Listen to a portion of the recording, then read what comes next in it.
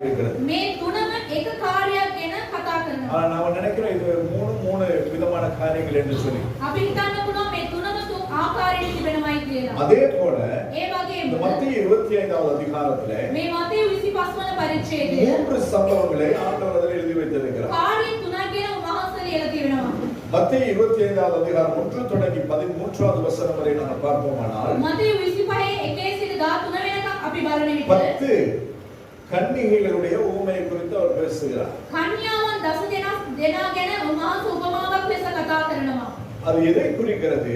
ඒක මොන දේද අදාළව කතා කරන්නේ? ஆயத்தமாய் இருக்க வேண்டியதான சபை. සූදානම්ව තිබෙනා වූ සභාව ගැන. அதாவது கன்னி என்று சொன்னால் கர்த்தருடைய மணவாட்டி. කන්‍යාව කියන්නේ දෙවියන් වහන්සේගේ මනාලිය. கர்த்தருடைய மணவாட்டி என்கிறது சபை. දෙවියන් වහන්සේගේ මනාලිය කියන්නේ සභාව. அப்ப 10 கன்னியர்கள் மணவாளனை எதிர்கொண்டு போகிறார்கள். කන්‍යාවන් 10 දෙනා ඇවිල්ලා මනාලයාගේ ඊමෙන් දෙස அவருடைய බලනවා. வருகை தாமதமாகிறது. උන්වහන්සේගේ ඊම ඇවිල්ලා ප්‍රමාද වෙනවා. அதில் 5 கன்னியர்கள் நிர்விசாரமாய் இருக்கிறார்கள். ඒ කන්‍යාව 5 දෙනෙක් ඇවිල්ලා ඒ ගැන සොයන්න නැතුව ඒ ඉන්නවා. அடுத்த கன்னிகைகள் என்ன செய்கிறார்கள்? ஆயத்தத்தோடு கூட இருக்கிறார்கள். අනිත් 5 දෙනා ඇවිල්ලා සූදානම්ව සිටිනවා. திடீர் என்று சொல்லி ஆண்டவருடைய அந்த மணவாளனுடைய வருகை அந்த நேரத்தில் இடம்பெறுகிறது. ක්ෂණිකව මේ මනාලයාගේ පැමිණීම එනවා. ஆயத்தமானவர்கள் எந்த ஒரு விதமான குழப்பம் இல்லாதபடி அவரோடு கூட முன்னிட்டு போகிறார்கள். ඒ සූදානම්ව සිටියා වේ කන්‍යාව 5 දෙනා ඇවිල්ලා එයාත් එක්ක යනවා. மற்ற 5 கன்னிகைகளும் අනිත් 5 දෙනාම ஆயத்தமாய் இருக்கிறவர்களுக்கு என்ன கடன் கேட்கலாம்? ඒ සූදානම්ව සිටිනා වේ 5 දෙනාගෙන් ඇවිල්ලා තෙල් ඉල්ලනවා. அப்ப அவர்கள் சொல்லுகிறதான பதில் ඒගොල්ලෝ කියනවා වේ ප්‍රශ්නේ எங்களுக்கும் குறைந்து எங்களுக்கும் குறைந்து අපිටත් අඩු වෙලා உங்களுக்கும் பற்றாதபடி போகாதபடி விற்கிற இடத்திலே போய் வாங்கிக் கொள்ளுங்க. ඕගොල්ලන්ටත් අඩු වෙන්නේ නැතු වෙන මිනිස්සු ඕගොල්ලෝ විකුණන කට්ටිය ගාවට යන්න. அப்ப இன்று சபைகள் இப்படிதான் இருக்கிறது. දැන් ඇවිල්ලා සභාව මේව තමයි තිබෙන්නේ. ஆண்டவருடைய வருகைக்காய் ஆயத்தமாய் இருக்கிற சபைகளும் உண்டு. දෙවියන් වහන්සේගේ ඊමට සූදානම්ව තිබෙනා සභාවල් තිබෙනවා. ஆண்டவர் வர்றதுக்கு இன்னும் ரொம்ப நாள் ஆகும். දෙවියන් වහන්සේ එන්නේ ඇවිල්ලා තවත් දවස් ගොඩක් තිබෙනවා. ஏன்னு சொன்னா ஆண்டவருடைய வருகை 2012வது வருஷம் சம்பவிக்கும் என்று சொல்லி அநேகர் சொன்னார்கள். 2012 දෙවියන් වහන්සේගේ ඊම එනවායි කියලා බොහෝ කට්ටිය ஆனா කිව්වා. 2012 போய் 2025 வந்து விட்டது. ஆண்டவர் இன்னும் வரவில்லை. 2012 ගිහලා 2025ත් ඇවිල්ලා එනමුත් දෙවියන් වහන්සේගේ ඊම அப்ப නැහැ. இந்த எதிர்பார்ப்போடு கூட இந்த சபை இப்பொழுது நிர்விசாரத்துக்கு நேராய் போய் கொண்டிருக்கிறது. බලාපොරොත්තුවෙන් සිටියා වූ සභාවල් දැන් ඇවිල්ලා ඕනාවට එපාවට තිබෙනවා. லோன் போட்டு வீடு கட்டுறது, ලෝන් දාලා ගෙවල් හදනවා. லோன் போட்டு கார் வாங்குறது, ලෝන් දාලා ඇවිල්ලා කාර් ගන්නවා. லோன் போட்டு பிசினஸ் ஆரம்பிக்கிறது. ලෝන් එකක් දාලා බිස්නස් එක පටන් ගන්නවා. வேதம் திட்டமும் தெளிவாய் சொல்கிறது. இது ஊழியக்காரர்கள் உட்பட සේවාව කරන කට්ටියක්. வேதம் திட்டமும் தெளிவாய் சொல்கிறது. දෙවියන් වහන්සේගේ වචනේ ඉතා පැහැදිලිව கடன் කියනවා. வாங்கினவர்கள் கடனை கொடுத்து தீர்க்கும் வரைக்கும் அவர்கள் பரலோகத்துக்கு போக முடியாது. ණයට ගත්තු කට්ටිය ණය ඉවර වෙනකන් ඇවිල්ලා දෙවියන් அப்ப වහන්සේගේ நீ ඉමේලියක් உங்க கடன் முடிய வரை ஆண்டவர் காத்திருக்க மாட்டார். ඔයගොල්ලන්ගේ ණය ඉවර වෙනකන් දෙවියන් වහන්සේ බලා සිටින්නේ නැහැ. கர்த்தருடைய வருகையிலே சபை போக வேண்டுமானால், දෙවියන් වහන්සේගේ ඊමේලි ස්වභාවය යන්න அதாவது ඕන. நாம் போக எடுத்துக்கொள்ளப்பட வேண்டுமானால், අපි ඇවිල්ලා උන්වහන්සේගේ ඊමේලි ගන්න நம்முடைய ඕනේ. வாழ்க்கையில எது இருக்கிறதோ අපේ ජීවිතේදී මොනවද அதன்படி කියනවාද? தான் நாம் நியாயம் தீர்க்கப்படுவோம். ඒකෙන් තමයි අපි විනිශ්චය எனவே කරන්නේ. அந்த வார்த்தைகளுக்கு கீழ்ப்படிகிறது முக்கியம்.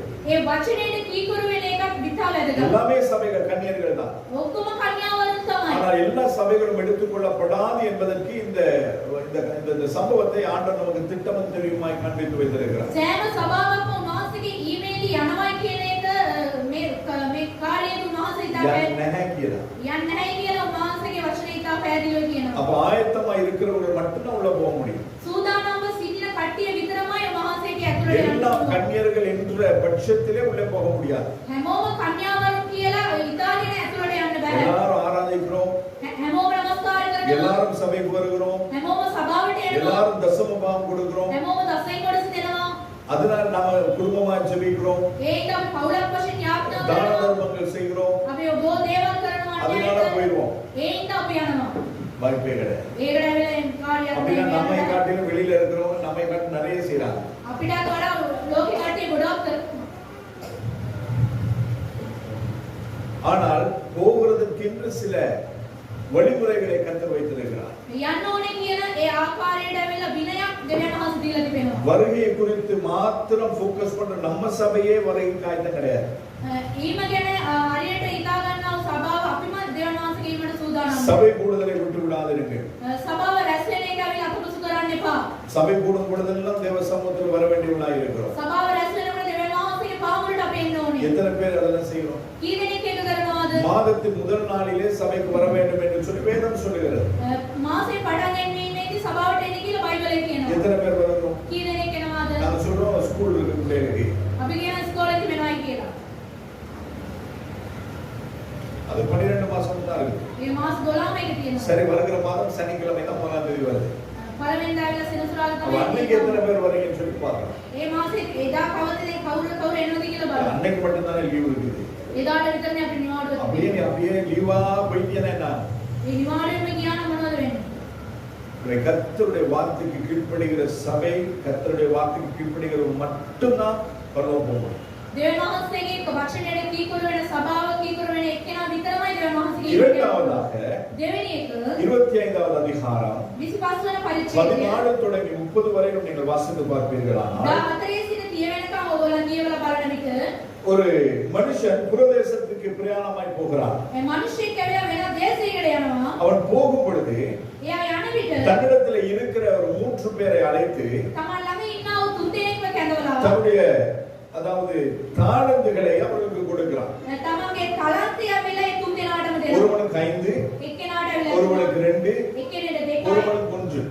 අනිත් එක්කෙනාට 1යි. அப்ப இந்த தாளந்துகளை கொடுத்து விட்டு அவன் பிரதேசத்துக்கு போகிறான். මේ තලන්තය ඔක්කොම දීලා ඇවිල්ලා වෙන දේශයට යනවා. அவன் வந்து அவரிடத்தில் கணக்கு கேட்கும் பொழுது එයා ඇවිල්ලා එයාගේ ගණන් ඉල්ලන විට 5ஐ பெற்றவன் 10ஆகவும், පහක් ගත්තු එක්කෙනා 10ක් ලෙස 2ஐ பெற்றவன் 4ஆகவும், දෙකක් ගත්තු එක්කෙනා 4ක් දුන්නා. 1ஐ பெற்றவன் එකක් ගත්තු එක්කෙනා 1ஆகவும் திருப்பி கொடுக்கிறான். එකක් විදියටද ආයි දෙන්නවා. அப்ப இந்த 1ஐ பெற்றவன் சொல்லுகிறான், මේ එකක් ගත්තු එක්කෙනා කියනවා அவனுக்கு ஆண்டவரை குறித்து நல்லாவே தெரியும். එයාට දෙවියන් වහන්සේ කියන හොඳටම දන්නවා. ஆண்டவரே, நீர் விதைக்காத இடத்துல அறுக்கிறவர், ඔයා වපුරන් නැති ස්ථානයේ நீர் ඇවිල්ලා කප්පේ එක්කෙනා கடுமையானவர், நீர் கடுமையானவர், ඔයා ඇවිල්ලා කේන්ති ගන්න එක්කෙනෙක් நீர் எல்லாவற்றையும் நீர் நடத்துகிற விதமே வித்தியாசம். ඔයා ඒ ඔක්කොම ඔයා වෙනස් ආකාරයකට அப்படி என்று சொல்லி தன்னுடைய எஜமானை குறித்து நன்கு அறிந்திருந்தவர்.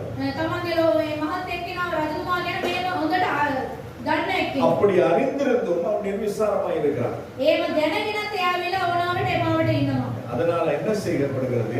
ඒක මොනවද කරන්නේ? அவனிடத்தில் இருந்த 1 தாலந்தை பெற்று 5 தாலந்தை பெற்றவனுக்கு கொடுத்து ඒ එක තියාගත්තු ඒ තරන්තේ තියාගත්ත එක්කෙනාව පහක් තියාගත්ත அவனை එක්කෙනා இருட்டும் பட்கடிப்பும் உள்ள ஸ்தானத்துக்கு நேராய் அனுப்பப்படுகிறான். එයා වෙලා ඒ විලාපයේ තියෙන ස්ථානයට යවනවා. மற்றவர்களை பார்த்து சொல்றான், கொஞ்சத்துக்கு உண்மையா இருந்தவர்களை உன்னை அநேகத்துக்கு அதிபதியாய் மாற்றுவேன். අනිත් එක්කෙනා බලලා කියනවා ඒ ටිකකට ඔයා සැබවින්ම හිටපු ඉඳ ඔබ බෝසෙන් ආශිර්වාද கர்த்தர் කරනවා இந்த කියලා. பூமியிலே நமக்கு கொடுத்திருக்கிற இந்த கொஞ்சத்திலே எத்தனை பேர் உண்மையா இருக்கிறோம்? දෙවියන් වහන්සේ ටිකක් තුන් දීලා තිබෙනකොට අපි කොච්චරක් සැබෑව සිටිනවද? நிறைய பேருக்கு நல்ல வார்த்தை தெரியும். ගොඩක් කට්ටිය වචනේ දන්නවා. வார்த்தையை கொண்டே மடக்குவாங்க. වචනේ තියලම ඔක්කොම ඒගොල්ලෝ නවනවා. ஆனால் வார்த்தையை கொண்டு மடக்கிறது கிடையாது. වචනේ තියලා ඒගොල්ලෝ නවන්නේ නැහැ. வார்த்தையின்படி எத்தனை பேர் வாழ்கிறோம் என்கிறது தான் முக்கியம். වචනේ පරිදි අපි ජීවත් වෙන එක තමයි ප්‍රශ්නේ. ஏன் என்று சொன்னால் ஆண்டவருடைய வேதம் தெளிவாய் சொல்லுகிறது, අපි දෙවියන් වහන්සේගේ වචනේ පැහැදිලිව කියනවා. இந்த வார்த்தை தான் என்னையும் உங்களை நியாயம் தீர்க்க போகிறது. මේ වචනේ තමයි ඔබවසා මාව ඇවිල්ලා විනිශ්චය කරන්න அப்ப යන්නේ. நியாயம் தீர்க்க போகிறது அந்த வார்த்தை சொல்லுகிற பிரகாரம் நான் நீங்கள் வாழ்கிறோம். මේ විනිශ්චය කරන්න යනවා මේ වචනේ කියන පරිදි ඔබවසා මම ජීවත් වෙන්න ඕනේ. இது இரண்டாவது சம்பவம். මේක දෙවෙනි කාර්යය. மூன்றாவது තුන්වෙනි එක 25வது அதிகாரம் 21 වෙනි 31வது வசனம் தொடங்கி 46வது வசனம் முடிய. 31 සිට 46 වෙනකම්. இதிலே செம்மறியாடுகளுக்கும் வெள்ளாடுகளுக்கும் நியாய தீர்ப்பை குறித்து சொல்லப்படுகிறது. බැටළුවන්ටයි මේ එළුවන්. එළුවන්ටයි වෙනස ගැන උන්වහන්සේ කියලා දෙනවා. செம்மறியாடுகளுக்கும் බැටළුවන්ටයි வெள்ளாடுகளுக்கும் එළුවන්ටයි நடக்க போகிறதான நியாய தீர்ப்பு. මේ වෙන්නේ තිබෙනා වූ විනිශ්චය ගැන. இந்த பகுதி யார் வாசிப்பீங்க? මේ කවුරුද කියලා කියනවා. 25வது அதிகாரம் 31 தொடங்கி 46 வரை தெளிவாய் யாராவது வாசி. அன்றியும் மனுஷகுமாரன் தமது மகிமை பொருந்தினவராய். ஏன் வாசிக்க சொல்லுகிறேன்? ඇයි කියවන්න කියන්නේ? நல்லா கேளு. හොඳට ආගන්න. அதுக்கு பிறகு நான் கேட்கிற கேள்விகளுக்கு பதில் சொல்லு. ඊට පස්සේ මම ආන ප්‍රශ්නෙට පිළිතුර දෙනවා. இங்க வாசி. அன்றையும் மனுஷகுமாரன் தமது மகிமை பொருந்தினவராய் சகல பரிசுத்த தூதரோடு கூட வரும்போது தமது மகிமையுள்ள சிங்காசனத்தின் மேல் வீற்றிருப்பார். அப்பொழுது சகல ஜனங்களும் அவருக்கு முன்பாக சேர்க்கப்படுவார்கள். மேய்ப்பனானவன் செம்மறியாடுகளையும் வெள்ளாடுகளையும் வெவ்வேறாக பிரிக்கிறது போல அவர்களை அவர் பிரித்து செம்மறியாடுகளை தமது வலது பக்கத்திலும் வெள்ளாடுகளை தமது இடது பக்கத்திலும் நிறுத்துவார். அப்பொழுது ராஜா தமது வலது பக்கத்தில் நிற்பவர்களை பார்த்து, வாருங்கள் என் பிதாவினால் ஆசீர்வதிக்கப்பட்டவர்களே, உலகம் உண்டானது முதல் உங்களுக்காக ஆயத்தம் பண்ணப்பட்டிருக்கிற ராஜ்யத்தை சுதந்தரித்துக் கொள்ளுங்கள். பசியாயிருந்தேன், எனக்கு போஜனம் கொடுத்தீர்கள். தாகமாயிருந்தேன், என் தாகத்தை தீர்த்தீர்கள். அந்நியனாயிருந்தேன், என்னை சேர்த்துக் கொண்டீர்கள். வஸ்திரமில்லாதிருந்தேன், எனக்கு வஸ்திரம் கொடுத்தீர்கள். வியாதியாயிருந்தேன், என்னை விசாரிக்க வந்தீர்கள். காவலில் இருந்தேன், என்னை பார்க்க வந்தீர்கள் என்பார். அப்பொழுது நீதிமான்கள் அவருக்கு பிரதியுத்தரமாக, ஆண்டவரே, நாங்கள் எப்பொழுது உம்மை பசியுள்ளவராக கண்டு உமக்கு போஜனம் கொடுத்தோம்? எப்பொழுது உம்மை தாகமுள்ளவராக கண்டு உம்முடைய தாகத்தை தீர்த்தோம்? எப்பொழுது உம்மை அந்நியராக கண்டு உம்மை சேர்த்துக் கொண்டோம்? எப்பொழுது உம்மை வஸ்திரம் இல்லாதவராக கண்டு உமக்கு வஸ்திரம் கொடுத்தோம்? எப்பொழுது உம்மை வியாதி உள்ளவராகவும் காவலில் இருக்கிறவராகவும் கண்டு உம்மிடத்தில் வந்தோம் என்பார்கள். அதற்கு ராஜா பிரதியுத்தரமாக, மிகவும் சிறியவராகிய என் சகோதரரான இவர்களில் ஒருவனுக்கு நீங்கள் எதை செய்தீர்களோ அதை எனக்கே செய்தீர்கள் என்று மெய்யாகவே உங்களுக்கு சொல்கிறேன் என்பார். அப்பொழுது இடது பக்கத்தில் நிற்பவர்களை பார்த்து அவர், சபிக்கப்பட்டவர்களே, என்னை விட்டு பிசாசுக்காகவும் அவன் தூதர்களுக்காகவும் ஆயத்தம் பண்ணப்பட்டிருக்கிற நித்திய அக்கினியிலே போங்கள். பசியாயிருந்தேன், நீங்கள் எனக்கு போஜனம் கொடுக்கவில்லை. தாகமாயிருந்தேன், நீங்கள் என் தாகத்தை தீர்க்கவில்லை. அந்நியனாயிருந்தேன், நீங்கள் என்னை சேர்த்துக் கொள்ளவில்லை. வஸ்திரமில்லாதிருந்தேன், நீங்கள் எனக்கு வஸ்திரம் கொடுக்கவில்லை. வியாதி உள்ளவனாகவும் காவலில் அடைக்கப்பட்டவனாயும் இருந்தேன், நீங்கள் என்னை விசாரிக்கவில்லை என்பார்.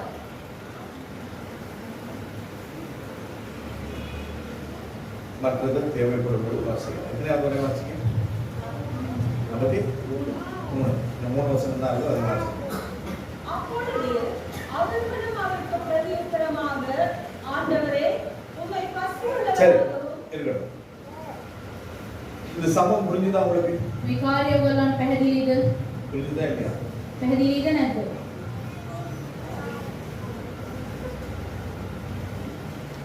மனுஷகுமாரன் මනුෂ්‍ය පුත්‍රයා மகிமையுள்ள சிங்காசனத்தின் மேல் வீற்றிருப்பார் මහිමයන්ත වූ ඒ තේජසින් උන්වහන්සේ ඇවිල්ලා වාඩි වෙලා என்று ඉන්නවා. சொல்லி 31வது வசனத்திலே நாங்கள் ஆரம்பிக்கிறோம். 31 වන පදයේදී අපි ඇවිල්ලා පටන් ගන්නවා. அப்ப என்ன நடக்குமா? ඒ වෙලාවේ මොනවද සිදු වෙන්නේ? சகல ஜனங்களும் அவருக்கு முன்பதாக சேர்க்கப்படுவார்கள். සියලුම සෙනග ඇවිල්ලා උන්වහන්සේ ඉදිරියේදී එක්තරගෙන යනවා. ஆராதிக்கிறவர்கள் மாத்திரம் கிடையாது, නමස්කාර කරන කට්ටිය විතරක් නෙවෙයි. எல்லா ஜனங்களும், සියලුම සෙනග சகல ஜனங்களும் සියලුම සෙනග அவருக்கு முன்பதாக சேர்க்கப்படுவார்கள். උන්වහන්සේ ඉදිරියට එනවා. சேர்க்கப்பட்ட பின்பதாக ඒගොල්ලන් රැස් කරයින් පසුව வசனத்தை நன்றாய் கவனித்து பாருங்கள். වචනේ ඉතා පැහැදිලිව බලන්න. 32வது வசனம் சொல்லுகிறது, 32 වෙනි පදේ කියනවා மேய்ப்பனானவன் செம்மறியாடுகளையும் வெள்ளாடுகளையும் வெவ்வேறாக பிரிக்கிறது போல அவர்களை அவர் பிரித்து, උන්වහන්සේ එඬේරෙකු විසින් එළුවන් කෙරෙහින් බැටළුවන් වෙන් කරනාක් මෙන් ඔවුන් වෙන්කොට බැටළුවන් තමා වෙන් කරනවා. என்ன செய்வாரா? මොනවද කරන්නේ? மேய்ப்பனானவர் ඒ එඬේරා அந்த ஆடுகளை ඒ එළුවන් வெவ்வேறாக பிரிப்பார். එයා වෙනස් වෙනස් ආකාරයකට වෙන් செம்மறி කරනවා. ஆடுகளையும் බැටළුවන්ද வெள்ளாடுகளையும். එළුවන්ද அப்ப செம்மறி ஆடுகள் யாரு? බැටළුවන් කියන්නේ කවුද? ரட்சிக்கப்பட்டவர்கள், ගැලවීම ලැබපු தேவனை කට්ටිය. ஆராதிக்கிறவர்கள். දෙවියන් වහන්සේව නමස්කාර කරන අය. அந்த செம்மறி ஆடுகளிலும் ඒ බැටළුවන් அநேக මැද வெள்ளாடுகள் உண்டு. බොහෝ එළුවන් ඉන්නවා. எப்படி என்றால் කොහොමද නම් தேவனுடைய வார்த்தையின்படி வாழாதவர்கள். දෙවියන් වහන්සේගේ වචනය පරිදි ජීවත් වෙන්නේ නැති අය. நன்றாக புரிந்து கொள்ள வேண்டும். හොඳට පැහැදිලිව சபையிலே நாங்கள் ஆராதிக்கிறோம் என்று சொன்னால் සභාවේ අපි නමස්කාරය කරනවා நம்ம නම් எல்லாரும் செம்மறியாடுகள் கிடையாது. අපි හැමෝම බැටළුවන් නෙමෙයි. செம்மறியாடுகள் என்றால் බැටළුවන් කියන්නේ தேவனுடைய வார்த்தை பிசகாதபடி வாழ்கிறவர்கள். දෙවියන් වහන්සේගේ වචනය ඇවිල්ලා වෙනස් කරන්නේ නැතුව ඒ ආකාරයෙන්ම ජීවත් වෙන අය. இன்று எத்தனை பேர் தேவனுடைய வார்த்தை பிசகாதபடி வாழ்கிறோம் என்றதை நீங்களே தீர்மானித்துக் கொள்ளுங்கள். දෙවියන් වහන්සේගේ වචනය පරිදිම ජීවත් වෙනවායි කියලා ඔයගොල්ලෝම තීරණය ஏன் சொன்னா කරගන්න. நம்முடைய வாழ்க்கையில நாம் அப்படிதான் வாழ்ந்துட்டு இருக்கோம். අපේ ජීවිතේදී අපි ඒව තමයි ජීවත් වෙන්නේ. நான் தான் ராஜா, நான் தான் மந்திரி. මම තමයි රජතුමා, මම තමයි என்னை யாரும் கேட்க முடியாது, யாரும் எதுவும் சொல்ல முடியாது. මම කවුරුත් අහන්න බෑ, කවුරුත් කියන්න බෑ. ஆனாலும் நியாயம் தீர்க்கிற நியாயாதிபதி வாசலண்டையிலே நிற்கிறார் என்பதை வேதம் சொல்லுகிறது. ඒ විනිශ්චය කරන්නා වූ ඒ විනිශ්චය කරන එක්කෙනා වෙලා දොර ළඟ அப்ப ஆராதிக்கிறோம் என்பதற்காக, නමස්කාර කරනවායි சபைக்கு කියලා, வருகிறோம் என்பதற்காக, සභාවට එනවායි කියලා, தசமபாகம் காணிக்கை கொடுக்கிறோம் என்பதற்காக දසෙකුට සම්මාදම දෙනවායි කියලා நாங்கள் செம்மறியாடுகள் கிடையாது. අපි ඇවිල්ලා බැටළුවන් නෙමෙයි. புரியுதா? තේරෙනවද? ஆண்டவர் அடிக்கப்படுகிற ஆட்டுக்குட்டியை போல கொண்டு போகப்பட்டார். උන්වහන්සේ ඇවිල්ලා මරණ ලබන්නා වූ එළුවෙක් වගේ උන්වහන්සේ ගෙනියනු ලැබුවා. மரண பரியந்தம் தன்னை தாழ்த்தினார். ඒ මරණයෙන් දක්වා උන්වහන්සේ ඇවිල්ලා තමයි ඇවිල්ලා இதெல்லாம் ජීවත් වෙන්නේ. கிறிஸ்துவினுடைய நம்முடைய இரட்சகருடைய சுபாவங்கள். අපේ ගැලවුම් කරුවාණන් වහන්සේගේ ඇවිල්ලා ඒ ගුණාංගය. அப்ப இந்த சுபாவங்கள் நம்மிடத்தில் இருக்கிறதா? මේ ගුණාංගය අප තුල තිබෙනවාද? ஒன்றை நன்றாய் கவனித்துக் கொள்ளுங்கள். ඒක දෙයක් ඇවිල්ලා මතක තියාගන්න. அந்த வசனம் வரும்பொழுது நான் அதை மறுபடியும் உங்களுக்கு சுட்டி காண்பிக்கிறேன். ඒ වචනේ එන වෙන මම ඒක ரட்சிப்பு ஒரு திட்டம். ගැලවීම කියන්නේ ඒක සැලැස්ම. அந்த திட்டத்துக்குள் இருக்கிறவர்கள் நானும் நீங்கள். ඒ සැලැස්ම ඇතුලේ ඉන්නේ ඔබ සමම. ஆனால் அந்த திட்டத்தில் இருந்து வெளியே போகிறதுக்கு நமக்கு வாய்ப்பு உண்டு. ඒ සැලැස්මෙන් ඇතුලේ ඉඳගෙන අපිට එළියට යන්න පුළුවන්. அப்ப அந்த வாய்ப்பை நாங்கள் அதாவது தக்க வைத்துக் கொள்கிறதும் நடுவ விடுகிறதும் நம்முடைய கருத்தில் இருக்கிறது. ඒක අපේ අතේ තියාගන්න එක නැති කරගෙන එක අපේ අතේම அப்ப තියෙනවා. இந்த வெள்ளாடுகளையும் செம்மறியாடுகளையும் மேய்ப்பன் பிரிக்கிறது போல பிரிப்பா. එළුවන් වයි බැටළුවන් වයි වෙන් කරන ආකාරයට වෙන් කරනවා. அப்ப யாரு பிரிக்கிறது? කවුද වෙන් කරන්නේ? யாரு? කවුද? பிரதான மேய்ப்பன். මහත්තු එඬේරා. அப்ப இந்த பிரதான மேய்ப்பன் பிரிக்கிறதுக்கு මේ එඬේරා ඇවිල්ලා වෙන් பிரதான කරනවා. மேய்ப்பனுடைய கரத்திலே உங்களை ஒப்பு கொடுக்கிற வேலை நம்முடைய மேய்ப்பர்களாகி நம்முடைய கரத்திலே கர்த்தர் கொடுத்திருக்கிறார். ඒක බාර දෙන්න තමයි මහත්ය ඇවිල්ලා පාලකතුමාට அப்ப තබා. நம்மளை நடத்துகிற பொறுப்பு நம்முடையது. ඔයගොල්ලෝ හරි ආකාරයට රැගෙන යන්නේ අපේ நடக்க வேண்டியது உங்களுடைய கடமை, உங்களுடைய பொறுப்பு. ඒකේ ගමන් කරන එක ඇවිල්ලා ඔයගොල්ලන්ගේ යුතුයකම. அப்ப அந்த மேய்ப்பன் நடத்துகிற விதமாய் நீங்கள் நடக்கிறீர்களா ඒ එඬේරා හරි ආකාරයට ගෙනියන இல்லையா ආකාරයට என்று தீர்மானித்து නැත්te කියලා තීරණය අරගෙන செம்மறியாட்டு கூட்டத்திலேயா ஆட்டு கூட்டத்திலேயா சொல்லி பிரிக்கிறது பிரதான மேய்ப்பனுடைய வேலை. බැටළුවන්ගේ පැත්තේද එළුවන්ගේ පැත්තේද කියලා ඒක වෙන් කරන්නේ එඬේරාගේ වැඩ. நன்றாய் கவனித்துக் கொள்ளுங்கள். හරියට මේක අහගන්න. ராஜா பரிசுத்தவான்களோடு கூட சிங்காசனத்தில் இருக்கிறார். රජතුමා ඇවිල්ලා ඒ දූතයන්ත් එක්ක ඒ ස්ථානයේ වාඩි இப்ப වෙලා ඉන්නවා. மேய்ப்பன் வந்து ராஜாவுக்கு முன்பதாக ஆடுகளையும் வெள்ளாடுகளையும் வேறுபடுத்துகிறார். ඒ රජතුමා ඉදිරියේදී එඬේරා ඇවිල්ලා බැටළුවා සහ එළුවන් ඇවිල්ලා அப்ப වෙන් කරනවා. மேய்ப்பனாகிய நான் வந்து உங்களை இது வலதுபுறம், இது என்னுடைய வலதுபுறம், இது என்னுடைய இடதுபுறம். එඬේරා එඬේරෙක් වුණා පාලකතුමා ඇවිල්ලා බැටළුවා සහ එළුවන් කියලා වෙන් කරනවා. புரியுதா உங்களுக்கு? ஆனால் அமர்ந்திருக்கிற ராஜா වාඩි වෙලා ඉන්නා වූ මේ රජතුමා அவர்களை பார்த்து நியாயம் தீர்க்கும்படிக்கு அவர் அமர்ந்திருக்கிறார்.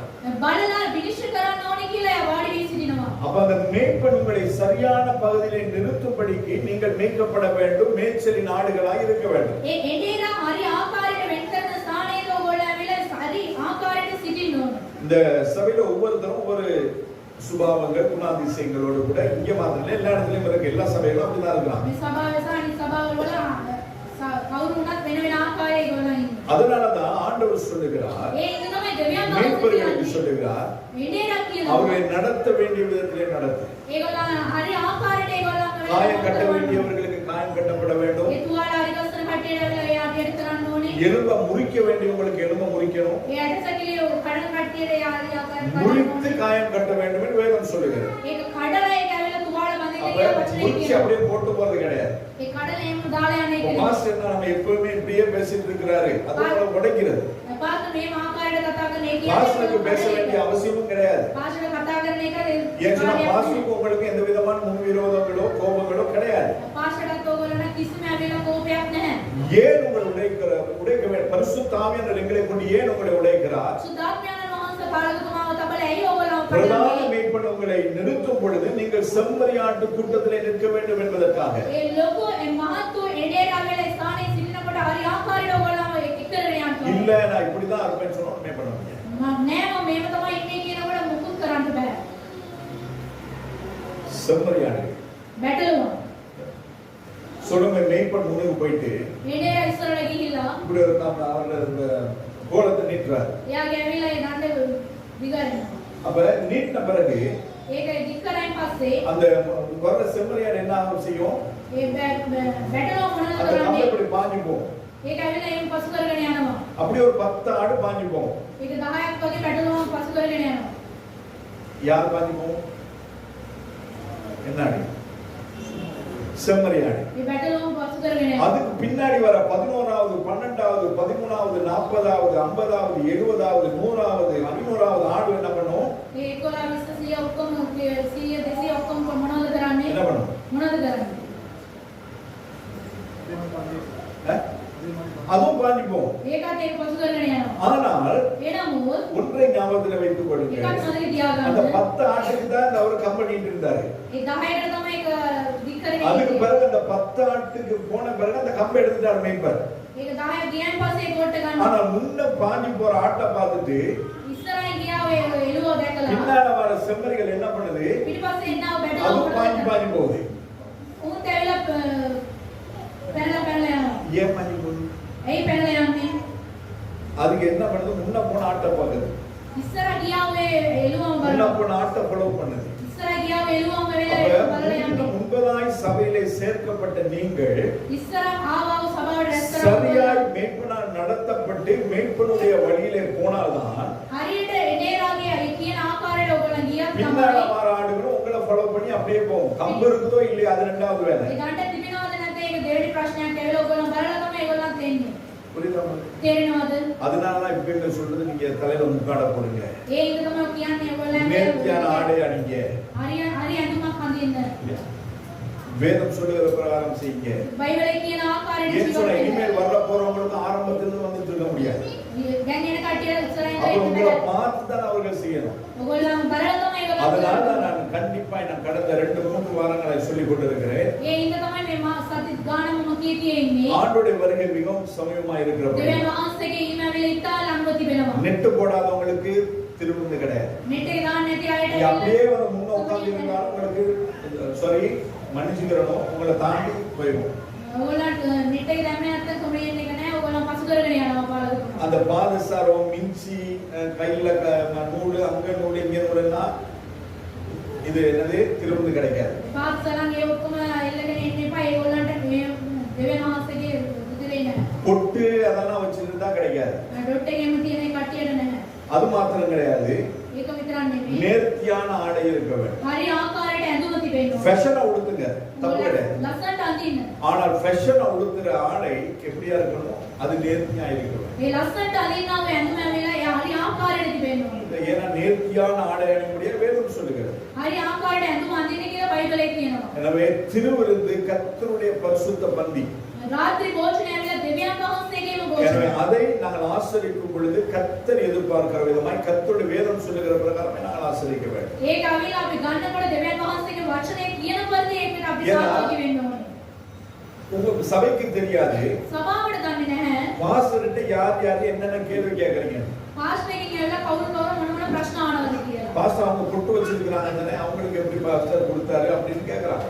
පාස්ටර් ඇවිල්ලා මුට්ටු එහෙම තියාගෙන ඉන්නවනේ එයාට කොහොමද දුන්නේ? நாங்க கேக்குறது ஞானஸ்தானம் எடுத்தீங்களா? අපි ආන්නේ බෞතිස්ම ගත්තද? ஆமா. ඔව්. நாங்க சரின்னு கொடுத்துட்டு போயிரு.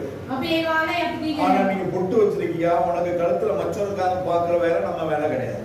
ඩොට් එකේ කියලා තියෙන බෙල්ලේ ලපයක් තියෙනවා කියලා ඒව ஆனா බලන්න. இப்பேற்பட்டதான காரியங்களை சிஸ்டர் போய் சொன்னா சிஸ்டரோட கோச்சிக்கிறது. මේවනේ කාර්යය වෙලා සිස්ටර් කිව්වන් පස්සේ ஏன்? සිස්ටර් කරා වෙනවා. அப்ப ஒரு பொம்பளை பிள்ளையில போய் சொல்ல முடியுமா, நீ இடுப்பு முடி உடுத்து ගෑනු ළමයට කියන්න පුළුවන් පාලකතුමා ඔයා ඇවිල්ලා මේ හරියට අඳින්න කියලා. என்ன பாஸ்டர் இடுப்புலாம் பாக்குறாரு போல. පාස්ටර් කෙනෙක් ඔක්කොම බලනවා කියන්නේ. உங்க இடுப்பு பாக்குற மாதிரியா இருக்குது? இல்ல. கொடியிடையான்னு சொல்லி ஒரு காலத்துல இருந்தது. இப்ப கொடியிடை கிடையாது. எல்லாமே எப்படி இருக்குது, அது வேற மாதிரி இருக்குது. அதுக்கு நமக்கு பிரச்சனை சம்பந்தம் கிடையாது. விட்டுறது. මේක සම්බන්ධයක් නැහැ ඒව අතරින්. சரியா? ஆனால் நேர்த்தியான ஆடை அணிய வேண்டும் என்று வேதம் தெளிவாய் சொல்லுகிறது. හරි ආකාරයට පිනේට ඇඳුම් අඳින්න කියලා දෙවියන්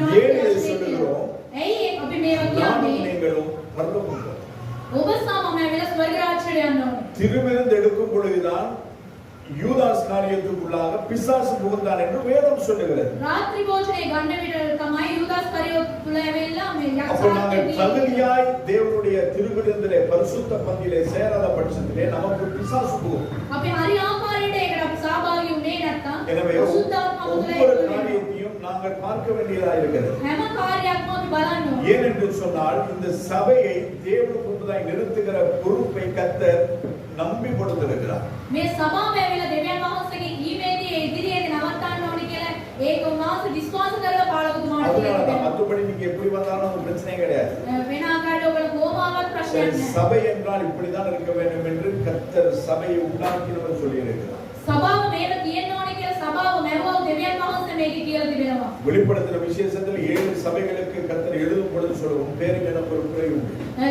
එළිදර පොතේදී සභාවට අතටම ලියනකොට දෙවියන් වහන්සේ මේ අඩුවක් තිබෙනවායි කියලා උන්වහන්සේ කියනවා. சபையில ஏற்றத்தாழ்வு கிடையாது. සභාවේ ඇවිල්ලා කුඩාතා ලොකු කියලා නැහැ. நீங்க அப்படி இருக்கீங்க இப்படி இருக்கீங்க அந்த வச்சிருக்கீங்க இதை வச்சிருக்கீங்க அதனால முன்னாடி வாங்க கிடையாது.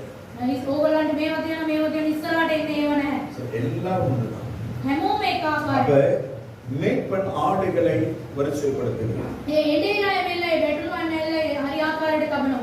ராஜா 34வது வசனம் சொல்லுகிறது මේ සතර වෙන පදේ කියනවා. ராஜா தமது வலது புறத்தில் நிற்பவர்களை பார்த்து රජතුමා ඇවිල්ලා දකුණු පැත්තේ ඉන්න ඔය කට්ටිය බලලා பாருங்கள் එන්න பிதாவினால் ஆசீர்வதிக்கப்பட்டவர்களே.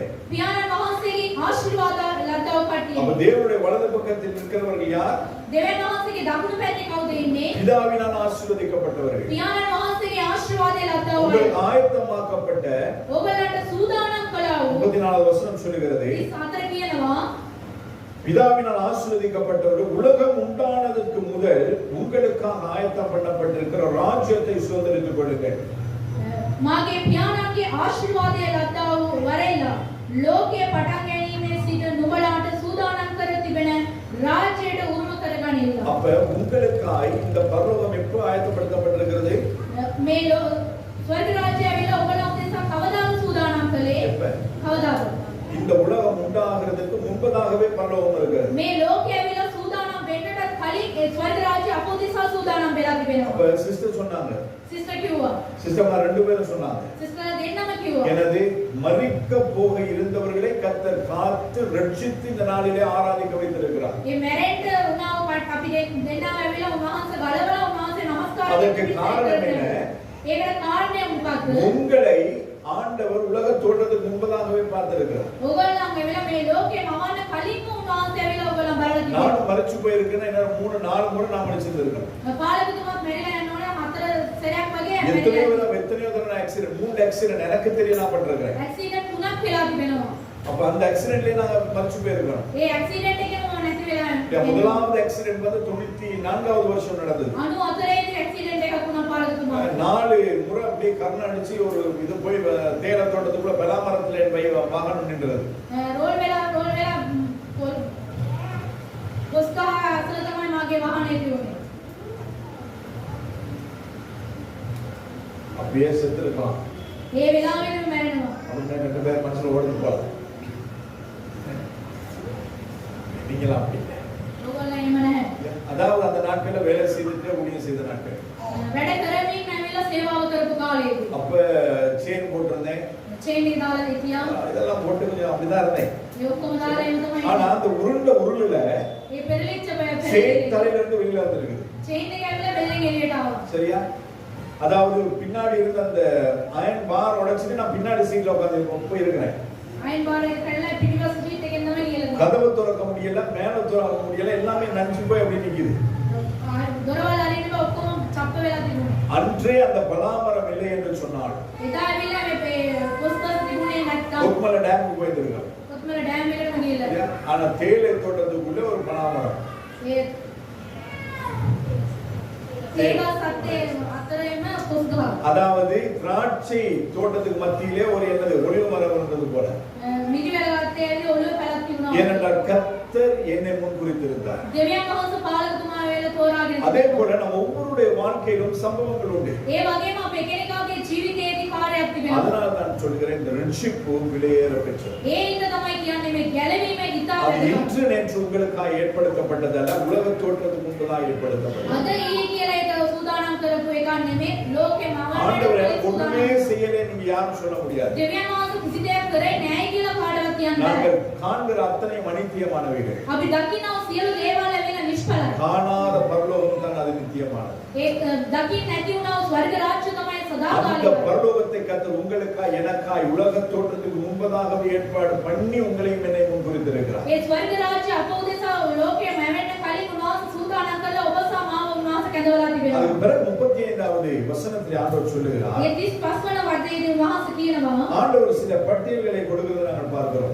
දෙවියන් වහන්සේ ඇවිල්ලා සමහර කාර්ය කියනවා பசியாய் இருந்தேன் எனக்கு போஜனம் මම கொடுத்தீர்கள். බඩගින්නෙන් හිටියා ඔයගොල්ලෝ කෑම දුන්නා. தாகமாய் இருந்தேன் தாகத்தை தீர்த்தீர்கள். පිපාසයෙන් සිටියා ඇවිල්ලා ඔයගොල්ලෝ මට බොන්න දුන්නා. அந்நியனாய் இருந்தேன் என்னை சேர்த்துக் கொண்டீர்கள். ආගන්තුක සිටියා ඔයගොල්ලෝ මාව 36வது පිළිගත්තා. வசனம், வஸ்திரம் இல்லாமல் இருந்தேன் எனக்கு வஸ்திரம் கொடுத்தீர்கள். 36 කියන අපි වස්ත්‍රය නැතුව සිටියා வியாதியாய் ඔයගොල්ලෝ இருந்தேன் என்னை දුන්නා. விசாரிக்க வந்தீர்கள். රෝගාතුරව සිටියා ඔයගොල්ලෝ ඇවිල්ලා මාව காவலில் බලන්න இருந்தேன் ආවා. என்னை பார்க்க வந்தீர்கள். ඉරගෙදර සිටියා ඔයගොල්ලෝ මාව බලන්න ආවා. 37வது வசனம் தொடங்கி 39வது வசனம் வரை நாங்கள் பார்க்கும் பொழுது මේ 7 සිට 39 වෙනකම් බලන විට 39வது வசனத்தில் நாங்கள் 37வது வசனத்தில் நாங்கள் பார்க்கிறோம், 37 අපි බලනවා. அப்பொழுது நீதிமான்கள் அவருக்கு பிரதியுத்தரமாக, ඒ වෙලාවේදී ඒගොල්ලෝ ධර්මිෂ්ඨකාර කට්ටිය කියනවා. அந்த நீதிமான்கள் ஆண்டவரை பார்த்து வலது புறத்திலே நிற்கிறவர்கள் நீதிமான்கள்.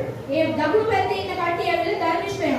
யார் இந்த நீதிமான்கள்? කවුද මේ ධර්මිෂ්ඨයන්? ஆண்டவராகிய இயேசு கிறிஸ்துவை යේසුස් වහන්සේව தங்கள் வாழ்க்கையின் சொந்த ரட்சகராய் ஏற்றுக்கொண்டு තමන්ගේ ජීවිතේ ගැලවුම් தங்கள் பாவங்களை කරගෙන அறிக்கை செய்து තමන්ගේ පාපේ කියා දීලා அந்த பாவங்களை விட்டு ඒ පාපයෙන් ගැලවිලා எது அந்த பாவங்களை விட்டு ඒ පාපය අතහැරලා மூழ்கி ஞானஸ்தானம் எடுத்து ඒක ඇවිල්ලා බෞතිස්මය අරගෙන என் ஆண்டவருடைய வேதம் சொல்லுகிற பிரகாரம் මාගේ දෙවියන් වහන්සේගේ වචනේ කියන පරිදි பழைய சுபாவத்தோடு பழைய சிருஷ்டியாய் அல்ல, පරණ පුරුද්දෙත් එක්ක පරණ මැවිල්ලක් හැටියට புது නෙමෙයි சிருஷ்டியாக අලුත් මැවිල්ලක් හැටියට கொரிந்தியருடைய நிருபத்திலே நாங்கள் வாசிக்கிறோம். කොරින්ති පොතේදී අපි බලනවා ஒருவர் கிறிஸ்துவுக்குள் இருந்தால் යමෙක් ක්‍රිස්තුස් වහන්සේ තුල ඉන්නවා பழையவர்கள் எல்லாம் ஒளிந்து போயின. පරණ දේවල් සියලු දේ පාව යනවා. 2 வாரத்துக்கு முன்னாடியே சொன்னேன், ஒளிஞ்சிக்கிறது கிடையாது, සතියකට කලින් මම කිව්වා ஒளிந்து போய் எல்லாம் இல்லாம போயிடும். ඇඟිලා ඉන්න එක නෙමෙයි සියලු ඔක්කොම දේ පාව ගියේ යන්න ඕනේ. அவன் புதிய சிருஷ்டியாயிருக்கு. ඔව් ඇවිල්ලා අලුත් මැවිල්ලක් හැටියට அப்ப ඉන්නවා. அதற்கு ஞானஸ்தானம் எடுக்கும் வரைக்கும் இருந்த எல்லா பாவங்களையும் தோஷங்களையும் சாபங்களையும் ஆண்டவர் நம்மை விட்டு தூரப்படுத்துகிறார். මේ බෞතිස්ම ගන්න කලින් තිබුණා සෑම පාප ශාප ජීවිත ඔක්කොම අයින් කරනවා දෙවියන් වහන්සේ. அதற்கு பின்பதாய் நான் கிறிஸ்துவுக்குள் வாழ ஆரம்பிக்கிறேன். ඒකට පස්සේ ඇවිල්ලා ක්‍රිස්තුස් වහන්සේ තුල ජීවත් වෙන්න පටන් ගන්නවා. அப்படி ஞானஸ்தானம் எடுத்து உங்கள் வாழ்க்கையிலே கிறிஸ்து வெளிப்படுகிறார். ඒ බෞතිස්ම ගත්තා අපි තුල ක්‍රිස්තුස් වහන්සේ එළියට එනවාද? வெளிப்படுறார். ක්‍රිස්තුස් වහන්සේ ඇවිල්ලා අපෙන් පේනවාද? அந்த கேள்விக்கு நீங்க தான் பதில் கொடுக்கணும். ඒ ප්‍රශ්නෙට ඔයගොල්ලෝ තමයි පිළිතුර කියා ගන්න. என்னை பார்க்கிறவர்கள் கிறிஸ்துவை பார்க்கிறாங்க. මා බලන කට්ටිය ඇවිල්ලා ක්‍රිස්තුස් වහන්සේ බලනවාද? என்னுடைய வாழ்க்கையிலே கிறிஸ்துவின் சுபாவம் இருக்கிறதா? මා තුල ක්‍රිස්තුස් වහන්සේගේ ස්වභාවය තිබෙනවාද? அப்படி இல்லைன்னு சொன்னா நம்ம அந்த சுபாவத்துக்கு நேராக வர வேண்டும். එහෙම නැත්නම් ඒ ස්වභාවය ඒ ගුණාංගය තුලට අපි ඇතුල් වෙන්න ඕනේ. அதனால தான் கர்த்தருடைய கிருபை நம்மை இதுவரையும் தாங்கி நடத்துகிறது. ඒක තමයි දෙවියන් වහන්සේගේ කරුණාව අද වෙනතුරු අපි ඇවිල්ලා ඔසලාගෙන යනවා. கடந்த வாரத்திலே நாங்கள் வாசித்தோம், ගිය සතියේදී අපි කියවුවා. கிருபை நம்மை விட்டு போக வாய்ப்பு உண்டு. කරුණාව අපෙන් ඈත් වෙලා යන්න ඇවිල්ලා කාර්යය තිබෙනවා. எபிரேயர் 12:9 என்று நான் நம்புகிறேன். එබ්‍රේ 12:9 කියලා මම විශ්වාස කරනවා. கசப்பு போன்ற காரியங்கள் வேறு நம்முடைய வாழ்க்கையில் இருக்குமானால் கிருபை நம்மை விட்டு போய்விடும், இழந்து ඒ போய்விடும். දිත්තකම නැමැති මුල අප තුල තිබෙනවානේ කරුණාව අපෙන් ඈත් அப்ப වෙනවා. கிருபை நம்முடைய வாழ்க்கையில இருக்க வேண்டுமானால் ඒ කරුණාව අප තුල තියා ගන්න ඕනේ නම් 12:15 எபிரேயர் 12வது அதிகாரம் 15வது வசனம். එබ්‍රේ 12:15 වන පදේ. அப்ப இந்த சுபாவங்களோடு கூட நம்ம தேவனுக்கு முன்பதாக நீதிமான்கள் பட்டியலில் நிற்க முடியாது. මේ ගුණාංගය තුල ඇවිල්ලා අපි ධර්මිෂ්ඨයන්ගේ පැත්තේ අපිට ඉන්න බෑ. அப்ப ஆண்டவரை கேட்க, ஆண்டவரே எப்பொழுது இவைகளை உமக்கு செய்தோம் என்று கேட்பார்கள். ඒ වෙලාවෙදී ඒගොල්ලෝ ආනෝ කොයි වේලාවෙද අපි මේවා அப்ப நீதிமான்கள் ஆண்டவருடைய வலது பக்கத்தில் நிற்கிற செம்மறியாடுகள் என்ன, நீதிமான்கள் ஆண்டவரை பார்த்து கேட்பாங்க, ஆண்டவர் இதெல்லாம் நாங்க உமக்கு எப்படி செய்தோம்? දෙවියන් වහන්සේගේ ධර්මිෂ්ඨ පැත්තේ දකුණු පැත්තේ ඉන්නව කට්ටිය ආනෝ කවදද අපි මේවා කරේ?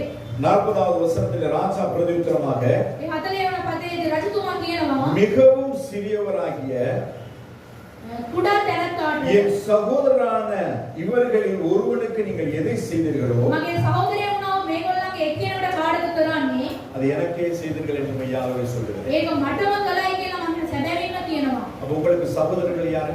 ඔයගොල්ලෝ සහෝදරයන් කවුද? உங்க சகோதரன் யாரு? ඔයගොල්ලෝ සහෝදරයා කවුද? துபாயில இருக்கிற மச்சான், දුබායියේ ඉන්න මස්සිනා, கனடால இருக்கிற அக்கா, කැනඩාවේ ඉන්න අක්කා, சுவிட்சர்லாந்துல இருக்கிற மாமா, ස්විට්සර්ලන්තයේ ඉන්න මාමා, நியூசிலாந்துல இருக்கிறான்னு கேள்விப்பட்டா அவர் இப்போ உயிரோட இருக்காரோ இல்லையோ தெரியாது. அவரு නිව්සීලන්තයේ ඉන්න මාමා ඉන්නවද කියලා දන්නේ එයා. இவங்க எல்லாம் நம்ம சொந்தம் கிடையாது. මේගොල්ලෝ ඇවිල්ලා නෑ නෙමෙයි. ஆண்டவர் யார் தன்னை சகோதரர்கள் என்று சொல்லுகிறார் என்றால் දෙවියන් වහන්සේ කවුද ඔයගොල්ලන්ගේ සහෝදරයා කියලා කියනවා இயேசு කියන්නේ. கிறிஸ்துவின் இரத்தத்தினால் மீட்கப்பட்டு යේසුස් වහන්සේගේ ලේ වලින් සෝදලා நம்மோடு கூட சேர்ந்து ஆராதிக்கிறவர்கள் தான் நம்முடைய சகோதரர்கள். අපිත් එක්ක රැස් වෙලා নমස්කාර කරන අය තමයි සහෝදරයෝ. வசனம் தெளிவா சொல்லுது. වචනය ඇවිල්ලා පැහැදිලිව කියනවා. என் சகோதரில் ஒருவனுக்கு நீங்கள் மிகவும் சிறியவனாகிய සහෝදරයන්ගේ ඉතා කුඩා එක්කෙනාට தேவைகளோடு கூட இருக்கிற, අවශ්‍යතාව මැදදී குறைவுகளோடு கூட இருக்கிற, අඩුපාඩුකම් මැදදී எதிர்பார்ப்புகளோடு கூட இருக்கிற, බලාපොරොත්තුව මැදදී வியாதியாய் இருக்கிற, රෝගාතුර වෙයි உண்ண ஆகாரம் இல்லாமல் இருக்கிற, කන්න කැම නැතුව தாகத்தோடு இருக்கிற, පිපාසයෙන් සිටිනා அந்நியனாய் இருக்கிற. ආගන්තුක ඇටයට ඉන්නා වූ நான் யாரும் පාලකතුමා කවුද? உன் குடும்பத்துல ஒருத்தர் அந்நியனா? පවුලේ එක්කෙනෙක්ද නැත්නම් ආගන්තුකයෙක්ද? கேட்கல கேட்கல.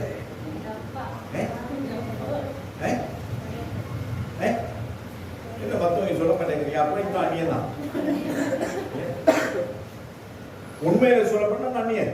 උත්තරම කියන්න ඕනේ නම් අන්නෙක්. ஏனென்றால் உங்களுக்கு எனக்கு அந்த சபையை ஆரம்பித்து நம்ம ஆராதிக்கும் வரைக்கும் நமக்கு சொந்த ஒரு உறவு கிடையாது. සභාව පටන් ගන්නදලා නමස්කාර කරනකම් කිසිම නෑකමක් அந்நியனாகி என்னை අන්‍ය වුණා கிறிஸ்துவின் நிமித்தம் ක්‍රිස්තුස් වහන්සේ තුල ஊழியக்காரனாக ஏற்றுக்கொண்டிருக்கிறீர்கள். සේවකයෙක් කැඩින ඔයගොල්ලෝ පිළි අරන් තිබෙනවා. நீங்கள் அப்படி ඔයගොල්ලන්ත් එහෙම තමයි. அந்நியர்கள். අන්‍ය කට්ටිය. ஆனால் கிறிஸ்துவின் சபைக்கு வந்து ක්‍රිස්තුස් වහන්සේගේ සභාව තුළට கிறிஸ்துவை ඇවිල්ලා ஆராதிக்க ஆரம்பித்து ක්‍රිස්තුස් වහන්සේව නමස්කාර කරලා கிறிஸ்துவின் පටන් අරගෙන வார்த்தைக்கு கீழ்ப்படிந்து ක්‍රිස්තුස් වහන්සේගේ වචනයට කීකරු அவருடைய වෙලා இரத்தத்தினால் கழுவப்பட்டு நீதிமான்களாய் ஆகினது நிமித்தமாய் උන්වහන්සේගේ ලේ වලින් ඇවිල්ලා සෝදරා நாளிலே නිදර්ශනයට நாம் ආවපස්සේ சகோதரர்களாய் இருக்கிறோம். මේ දවස්වල අපි සහෝදරයන් அப்ப ඇටියට நாம போயிட்டு பிரீத்திபுரைக்கு தான தர்மம் கொடுக்கிறது, අපි ගිහිල්ලා ප්‍රීතිපුරට මොනවාරි කරනවා இங்க இருந்து அந்த எந்தல ரோட்ல அந்த பாலத்துக்கிட்ட இருக்குது ஒரு ஆச்சிரம், அதுக்கு போய் தான தர்மம் கொடுக்கிறது, පාලනයට තියෙනවා ඒකට ගිහිල්ලා මොනවාරි කරන එක இங்க இருந்து கண்டியில இருக்கிற ஏதாவது ஒரு இடத்துக்கு கொண்டு போய் கொடுக்கிறது, මේ නුවර ඉක්මෙන්නව ඒ ස්ථානෙට ගිහිල්ලා இதெல்லாம் ஆண்டோட லிஸ்ட்லயே சேராது.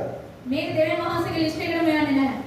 எது ஆண்டோட லிஸ்ட்ல சேரும்? මොනවද දෙවියන් වහන්සේගේ ලිස්ට් එකට යන්නේ? இந்த சிறியவரில் ஒருவருக்கு நீங்கள் எதை செய்தீர்கள்? මේ ඉතා කුඩා තැනත්තන් අපි මොනවාරි කරනවා. நாம இங்க தண்ணியில இருக்கிறோம், අපි ඇවිල්ලා වතුරේ ඉන්නවා. இங்க இருந்து நிவாரணம் எங்க போகுது? மூதூருக்கு போகுது. මේ ඉඳලා යනවා මූදූරේකට යනවා උදව්. சன் டிவில வந்து ஒரு படம் எடுத்துருப்போம், අන්ටි මේක ඇවිල්ලා ඔයගොල්ලෝ அப்பவே அது முடிஞ்சு போச்சு. ඒ වෙලාවේ ඔක්කොම ඉවරයි. நம்ம ஆளுகளை விசாரிக்கணும், சபையில இருக்கிறவர்களை விசாரிக்க வேண்டும். සභාවේ ඉන්න කට්ටිය වෙන හොයලා බලන්න ඕනේ. அதுதான் தேவனுடைய சகோதரர்கள். මේක තමයි දෙවියන් වහන්සේගේ සහෝදරයෝ. சிறியவர்களில் ஒருவனுக்கு நீங்கள் எதை செய்தீர்களோ ඉතා කුඩා තැනත්තාට අපි මොනවා කරනවද? வசனத்தை நன்றாய் கவனி. වචනේ හොඳට என் අහගන්න. சகோதரரான இவர்களில் மிகவும் சிறியவராகிய என் சகோதரரான இவர்களில் ஒருவருக்கு நீங்கள் எதை செய்தீர்களோ அதை எனக்கே செய்தீர்கள். මාගේ මේ සහෝදරයන්ගේ ඉතා කුඩා කෙනෙකුට නුමුත් නුඹලා එක කළවුද ඒක මටම කළසේකට අදාළ. ஆண்டவருடைய வார்த்தைகள் மிகவும் தெளிவாய் இருக்கிறது. දෙවියන් වහන්සේගේ වචනය ඇවිල්ලා ඉතා පැහැදිලිව තිබෙනවා. அந்த வார்த்தைகளுக்கு கீழ்ப்படிய நாங்கள் அழைக்கப்பட்டிருக்கிறோம். මේ වචනයට කීකරු වෙන්න අපි කැඳවලා තිබෙනවා. முஸ்லிம்ஸ் பார்த்திருக்கீங்க, මුස්ලිම් කට්ටිය බලලා තියෙනවානේ. அவங்க யார் உதவி செய்வாங்க? ඒගොල්ලෝ කාටද උදව් කරන්නේ? முஸ்லிம்ஸ். මුස්ලිම්. நம்ம ඒගොල්ලෝ கிறிஸ்தவர்களை பார்த்திருக்கீங்களா? ක්‍රිස්තියානි කට්ටිය බලන්න யார் உதவி செய்வாங்க? කාටද උදව් කරන්නේ? அல்லாஹ்வுக்கு எதிர, இஸ்ராக்கு எதிர, பஸ்ஸுக்கு எதிர, ஒக்கம கடைசியில பஸ் தான் காட்டுறாங்க. தப்பு கிடையாது. ඒක වැරද්දක් නෙමෙයි. ஏன் எல்லாரையும் நாங்கள் விசாரிக்க வேண்டும். අපි හැමෝම හොයලා බලන්න. ஆனால் priority இருக்குது. කාර්යයක් තිබෙනවා. எனது முதலாவது நம்முடைய சகோதரர்களுக்கு நாங்கள் செய்ய வேண்டும். පළවෙනි එක අපි සහෝදරයන්ට කරන්න ඕනේ. என்னை கர்த்தர் ஆசீர்வதித்திருக்கிறாரா? දෙවියන් වහන්සේ මාට ආශිර්වාද කළ முதலாவது දෙවියන් நான் என் சபைக்கு செய்ய வேண்டும். පළවෙනි එක අපේ සභාවට என் කරන්න ඕනේ. பிள்ளைகளுக்கு செய்ய வேண்டும். අපේ දරුවන්ට කරන්න அது ඕනේ. ஆண்டவர் இயேசு கிறிஸ்து தெளிவாய் சொல்லுது. ඒක තමයි යේසුස් වහන්සේ ඉතා පැහැදිලිව කියලා முதல்ல කියන්නේ. பிள்ளைகளுக்கு தான் அப்பம், පළවෙනි එක දරුවන්ට තමයි நாய்களுக்கு கிடையாது. බල්ලන්ට නෙමෙයි. அப்ப இந்த ஸ்திரீ என்ன சொல்றா? ஆண்டவரே, நாய் மேசையிலிருந்து விழுகிற துணிக்கைக்காய் நாய்கள் பார்த்திருக்குமே. ඒ ස්ත්‍රී කියනවා ඇවිල්ලා මේසයට තිබෙනා මේ කුඩා කෑලි වලට බලා ඉන්නවනේ அது බලන්න. இரண்டாவது பட்சம். ඒක ඇවිල්ලා දෙවෙනි එක. முதலாவது பிள்ளை, පළවෙනි එක முதலாவது දරුවන්ට. சகோதரர். පළවෙනி එක அதுக்கு සහෝදරයන්ට. பிறகு நம்முடைய ஒத்தாசைகள், உதவிகள் எல்லாம் வெளியில வரும். අනිත් උපකාර අනිත් උදව් ඔක්කොම එළියට යනවා. இதை உங்கள் மனதில் வைத்துக் கொள்ளும்படியாய் நான் கேட்கிறேன். මේක ඇවිල්ලා ඔයගොල්ලන් හිතේ තියාගන්න කියලා මම කියනවා. அப்ப 40 அப்ப அதே போல பாருங்க, ஆண்டவர் இந்த மத்தேயு 5வது அதிகாரம் මතේ පස්සන පද 44 தொடங்கி 47 வரை நீங்கள் வாசித்து பாருங்க. 44 සිට 47 දක්වා ඔයගොල්ලන් කියවලා බලන්න. அதுல சொல்லப்படுகிறது, ඒකේ කියනවා உங்கள் சத்துருக்களை சிநேகியுங்கள், ඔයගොල්ලන්ගේ සතුරන්ට ප්‍රේම කරන්න. உங்களை சபிக்கிறவர்களை ஆசீர்வதியுங்கள், ඔයගොල්ලන්ට ශාප කරන කට්ටියට ආශිර්වාද உங்களை කරන්න. பகைக்கிறவர்களுக்கு நன்மை செய்யுங்கள், ඔයගොල්ලන්ට විරෝධ වී ඉන්න කට්ටියට යහපත කරන්න. உங்களை நிந்திக்கிறவர்களுக்காகவும் ඔයගොල්ලන්ට විරුද්ධ වෙන உங்களை කට්ටියට துன்பப்படுத்துகிறவர்களுக்காகவும் ඔයගොල්ලන්ට දුක් දෙන කට්ටියටයි ஜெபம் பண்ணுங்க. යාඥා කරන්න. பண்றீங்களா? යාඥා කරනවද? சத்துருக்களை நேசிக்கிறோமா? සතුරන්ට ප්‍රේම කරනවද? சபிக்கிறவர்களை ஆசீர்வதிக்கிறோமா? ශාප කරන කට්ටියට ආශිර්වාද කරනවද? பகைக்கிறவர்களுக்கு நன்மை செய்கிறோமா? අයාපත කරන කට්ටියට යහපත කරනවද? நிந்திக்கிறவர்களுக்காகவும் துன்பப்படுத்துகிறவர்களுக்காகவும் ஜெபம் பண்றோமா? අපිට දුක් දෙන කට්ටියට උදෙසා අපි යාඥා කරනවද? කොහොමද යාඥා කරන්නේ? ஆண்டவரே, நான் இப்படி பண்ணிட்டேன். දෙවියන් වහන්සේ මේක කළා තියෙනවා.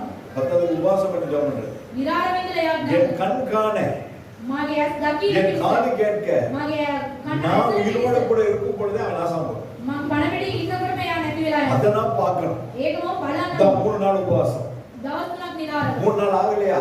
දවස් 3ක් 7 ගියේ. நாள் உபவாசம். අත් දවසක් නිරාරව. உங்களுக்கு அத்துணியார் கதை சொல்லியிருக்கேன் நான்.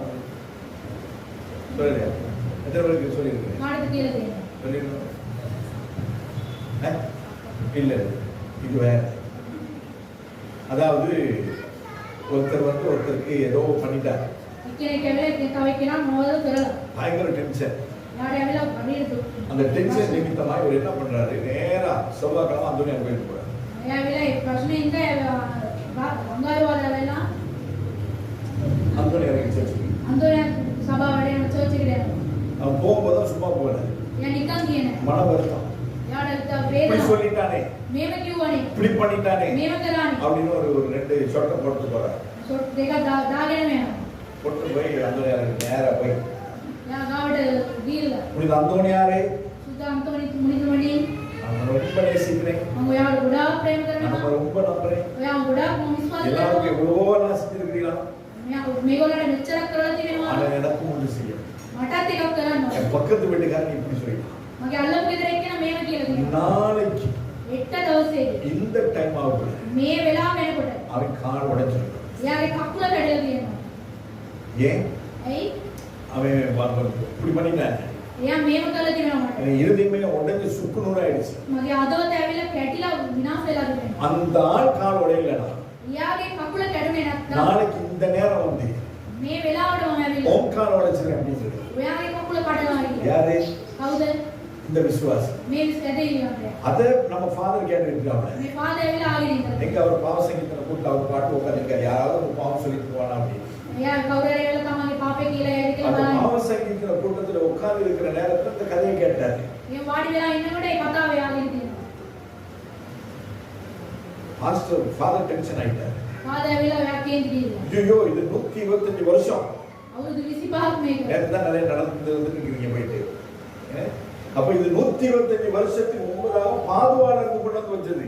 අවුරුදු 25කට කලින් ඇවිල්ලා මේක 125කට කලින් ගෙනාවා. எங்க பாதுகான்றது அந்தோனியார் பிறந்த இடம். அப்ப அங்க இருந்து கொண்டு வந்து வைத்த இந்த சிலை, ඒ ඉඳලා ගෙනලා அற்புதம் வாய்ந்த சிலை. இப்ப அந்த சிலைய மாதிரி ஒரு சிலை எடுக்கவே முடியாது. ඒ වගේ රූපයක් ආයි ගන්නවම இந்த சிலை உடைச்சிட்டு போயிட்டான்னு சொன்னா நமக்கு அதுக்கு பிறகு இந்த சர்ச்சுக்குள்ள மதிப்பு, மரியாதை, ஆசீர்வாதம் எல்லாமே போயிடும். මේක කඩලා ගියන් පස්සේ කි ඔක්කොම නැති වෙලා அதனால அவர் යනවා. பிளான் பண்ணி என்ன பண்ணாரு, அந்த சிலையை ராத்திரியோட ராத்திரியா தூக்கிட்டு போயிட்டாரு. ඒ රූපය ඇවිල්ලා රැටම උසගෙන ගිහිල්ලා. அப்புறம் அங்க ஒரு சிலை வச்சுட்டாரு. ඒක එතනට ඇවිල්ලා කවුරු රුපියල් ගෙනත් තියෙනවා. இவர் ஜோம் பண்ணாரு, எதிர்பார்த்தாரு, என்னவெல்லாம் பண்ணாரு. அன்னைக்கு வேலைக்கு போகல, லீவ் போட்டு வீட்டுல இருந்து பார்க்கறாரு, காலோடையுமா. ඒ වැඩට ගියේ නැහැ කකුල කැඩේද කියලා බලාගෙන හිටියා. ஆளோடைஞ்ச மாதிரி இல்ல. பார்த்தா இவர் அன்னைக்கு தான் விசில் அடிச்சு உற்சாகமா மேல போறாரு, கீழே வராரு. அப்படி කකුල කැඩුනේ උඩට යනවා, බිමට යනවා, ඔක්කොම කරනවා එයා. டைம் ஆக ஆக ஆக இவருக்கு டென்ஷன், பிரஷர் கூடிட்டே போகுது. වෙලාව යන්න ප්‍රෙෂර් එක වැඩි වෙනවා. அது பார்த்தாரு 4:30 மணி 5 மணி இதுக்கு மேல சரி வராது. මතරමාර පහක් වෙලාව. இன்னைக்கு ஏதாவது ஒண்ணு பண்ணணும். මොකක්ද කරන්න? அப்படி நேரா வந்து හරියටම ඇවිල්ලා ஃபார்மசிக்கு பக்கத்துல இருக்கிற பார்ல ஒரு சொட்டை போட்டு ෆාමසි ළඟ තිබෙන බාර් நேரா එකක් ஊத்தியால போய் அங்க நிக்கிட்டாப்ல. කුසියතේ එතන ගිහලා බහැලා. போயிட்டு நேரா உள்ளுக்கு போயிட்டு அந்தோனியார்கிட்ட போறாரு. ගිහලා බලනවා අන්තෝනි නිදා. பார்த்தா இவர் புகார் கொடுத்த அந்தோனியாரை காணல. මෙයා කිව්වා මේ අන්තෝනි තුමා නැහැ මෙතන. இன்னும் டென்ஷன் ஆயிட்டாப்ல. තවත් ප්‍රශ්න මෙයාට. நேரா அந்த அந்தோனியார்கிட்ட போய் கேட்டுட்டாரு. එයා ගිහලා ආලා තියෙනවා. எங்கடா பாப்பேன்? තෝරායි තාත්තා. நான் வருவேன் பயம் ஒளிஞ்சிட்டானா? මම එනවා කියලා. காலோடைன்னு கேட்டேன்.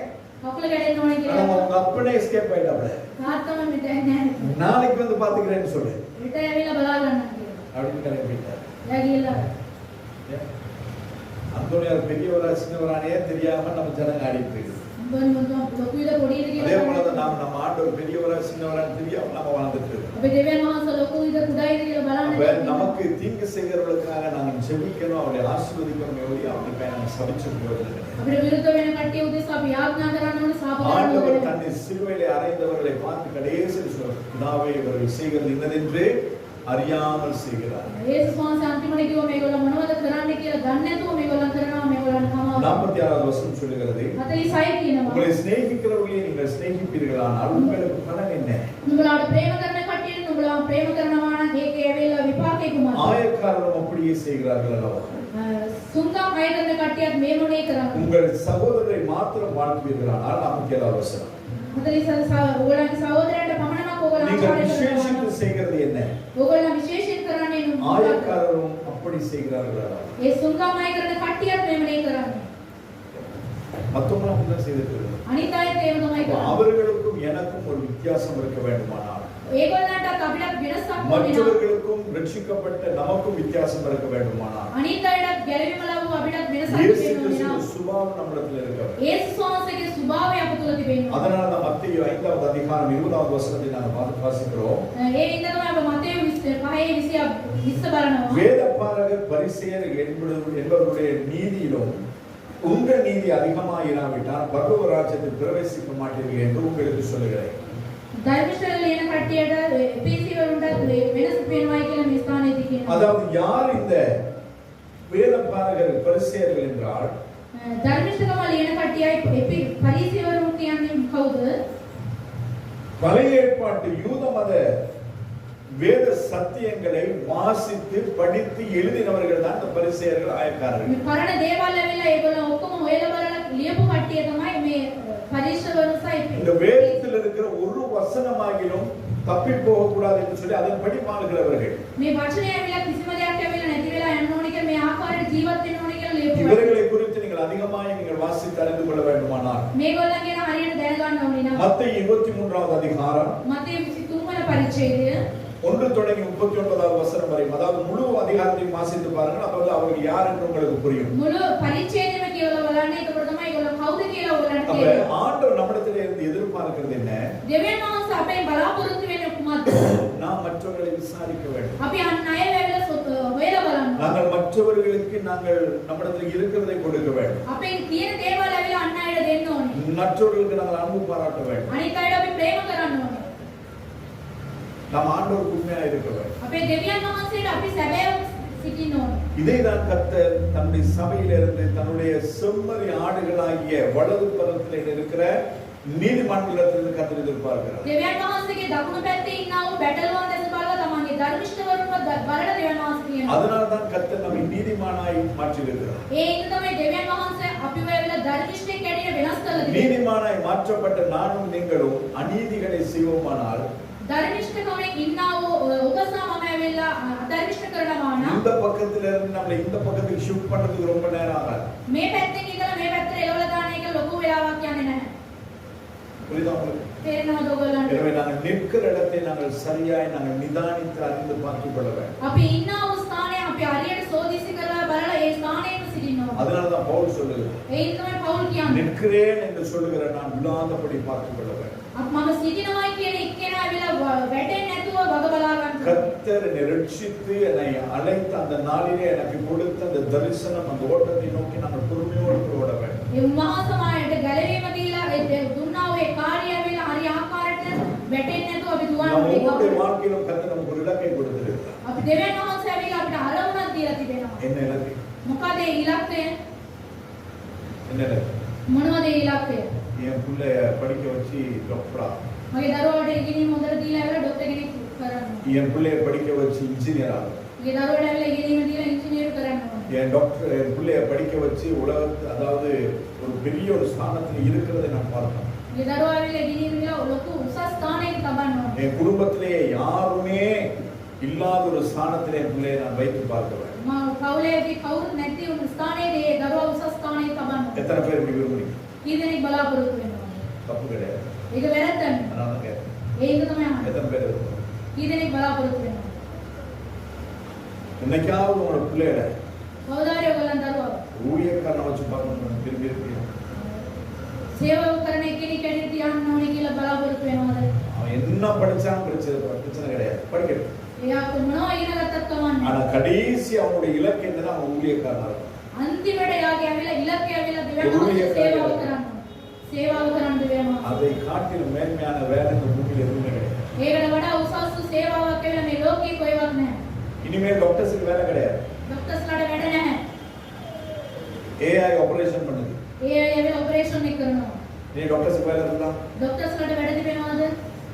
அநேக தேசங்களில் மேற்கத்திய தேசங்களில் எல்லாருமே வந்து சிப் போட்டாங்க. ඒ ලොකු ලොකු රටවල් වල චිප් එක දාලා තිබෙන්නේ. பேங்க்ல இப்ப யாருமே கிடையாது, சூப்பர் மார்க்கெட்ல வேலை கிடையாது. බැංකුව ඇවිල්ලා වැඩ නැහැ, සුපර් මාකට් එකේ වැඩ නැහැ. அவங்களா போனாங்க, சாமான் எடுத்தாங்க, கையை காட்டினாங்க, வெளியில வந்துட்டாங்க. ඒගොල්ලෝ බඩු ගන්නවා, ඒගොල්ලෝ එළියට ආවා, අත පෙන්නනවා, එළියට යනවා. 24 மணி நேரம் மானிட்டர் பண்ணிட்டு இருக்கலாம். පැය 24ම ඒගොල්ලෝ බලාගෙන ඉන්නවා. இனிமேல் இலங்கை தேசத்துல තව අපේ දේශවල அதாவது பொடி கேம்ப் வந்திருக்குது. පොඩි කෑම එක ඇවිල්ලා තිබෙනවා. போலீஸ்காரங்க போயிட்டு நீங்க தனி லைன் வெட்டிட்டு இல்ல என்னது பெடஸ்ட்ரியல் கிராஸ் அதை தாண்டிட்டு நீங்க போய் அவங்க போய் நம்ம சமாவில்ல எக்கசராக்னே அப்படின்னு கேட்க முடியாது. එක සැරේනේ කියලා ඒ වාහන බෑ පොලිසිය. கேட்டனா මොනවද වෙන්නේ? கேட்ட உங்களே உள்ள போட்டுருவாங்க. ඒව ඔයාවත් ඇතුළට දානවා. அவன் மாஸ்டர் ඔයා පාස්ටර්. கமன்னையான்னு அப்படின்னு சொன்னா அவனையும் உள்ள போடுவான். එහෙම කිව්වා එයාවත් ரெண்டு பேரும் ඇතුළට கேஸ். දානවා. දෙන්නට ප්‍රශ්න. இனிமேல் கிருபையே கிடையாது. දැන් කරුණාවම නැහැ. அப்ப இப்ப இப்படி எல்லாமே ஒரு ஒரு ஒரு பயங்கரமான ஒரு சூழ்நிலைக்கு நிறைய வந்து கொண்டிருக்கு. මේ සියලු දේවල් ඇවිල්ලා භයංකාරව මේ වාතාවරණයෙන් තමයි ගමන් කරන්නේ. இப்படி உலக நாடுகளில் அநேக விதமான காரியங்கள் நிகழ்ந்து கொண்டிருக்கிறது உங்களுக்கு தெரியுமோ தெரியாது தெரியாது. මේ ලෝකයේ ඇවිල්ලා මේ වගේ දේවල් සිදු වෙනවයි කියලා ඔබට දන්නවද? ஏன் தெரியாது? ඇයි දන්නේ නැත්තේ? நீங்க போன்ல வர ரீல பார்த்து இழுச்சிட்டே இருப்பீங்க. அதுல அந்த குரங்கு சிரிக்கு அது மாதிரி. ඒ වන්දනා ඉන්නවා එයා වගේ ඒක බලාගෙන ඉන්නවා ඉන්නවා. அந்த சிரிப்பு முடிஞ்சா அடுத்த சிரிப்பு. ඒ ඉන්නවා කියන්නේ அந்த சிரிப்பு முடிஞ்சா அடுத்த சிரிப்பு. ඒ ඉන්නවා කියන්නේ கடைசில உங்க வாழ்க்கையை சிரிப்பா போய் சிரிச்சிட்டு இருக்கிறது யாருக்குமே தெரியாது. ඔයගොල්ලන් ජීවිතය ඇවිල්ලා ඉන්නවා වීම යන එක කාටවත් දන්නේ නැහැ.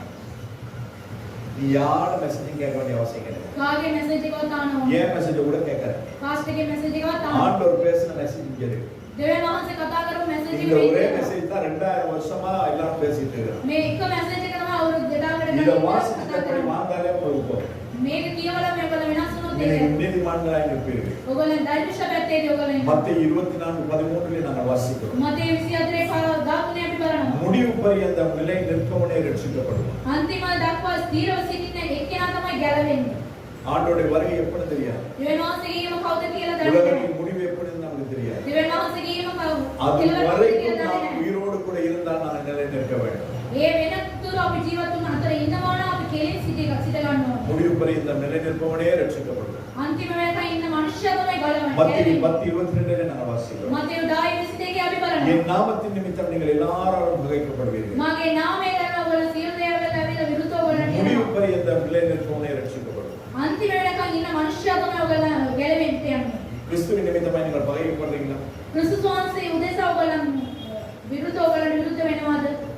பாஸ்டர் சிஸ்டர்மார்கள் இருந்து நாங்க படுற பாடு எவ்வளவுன்னு சொல்லி உங்களுக்கு தெரியாது.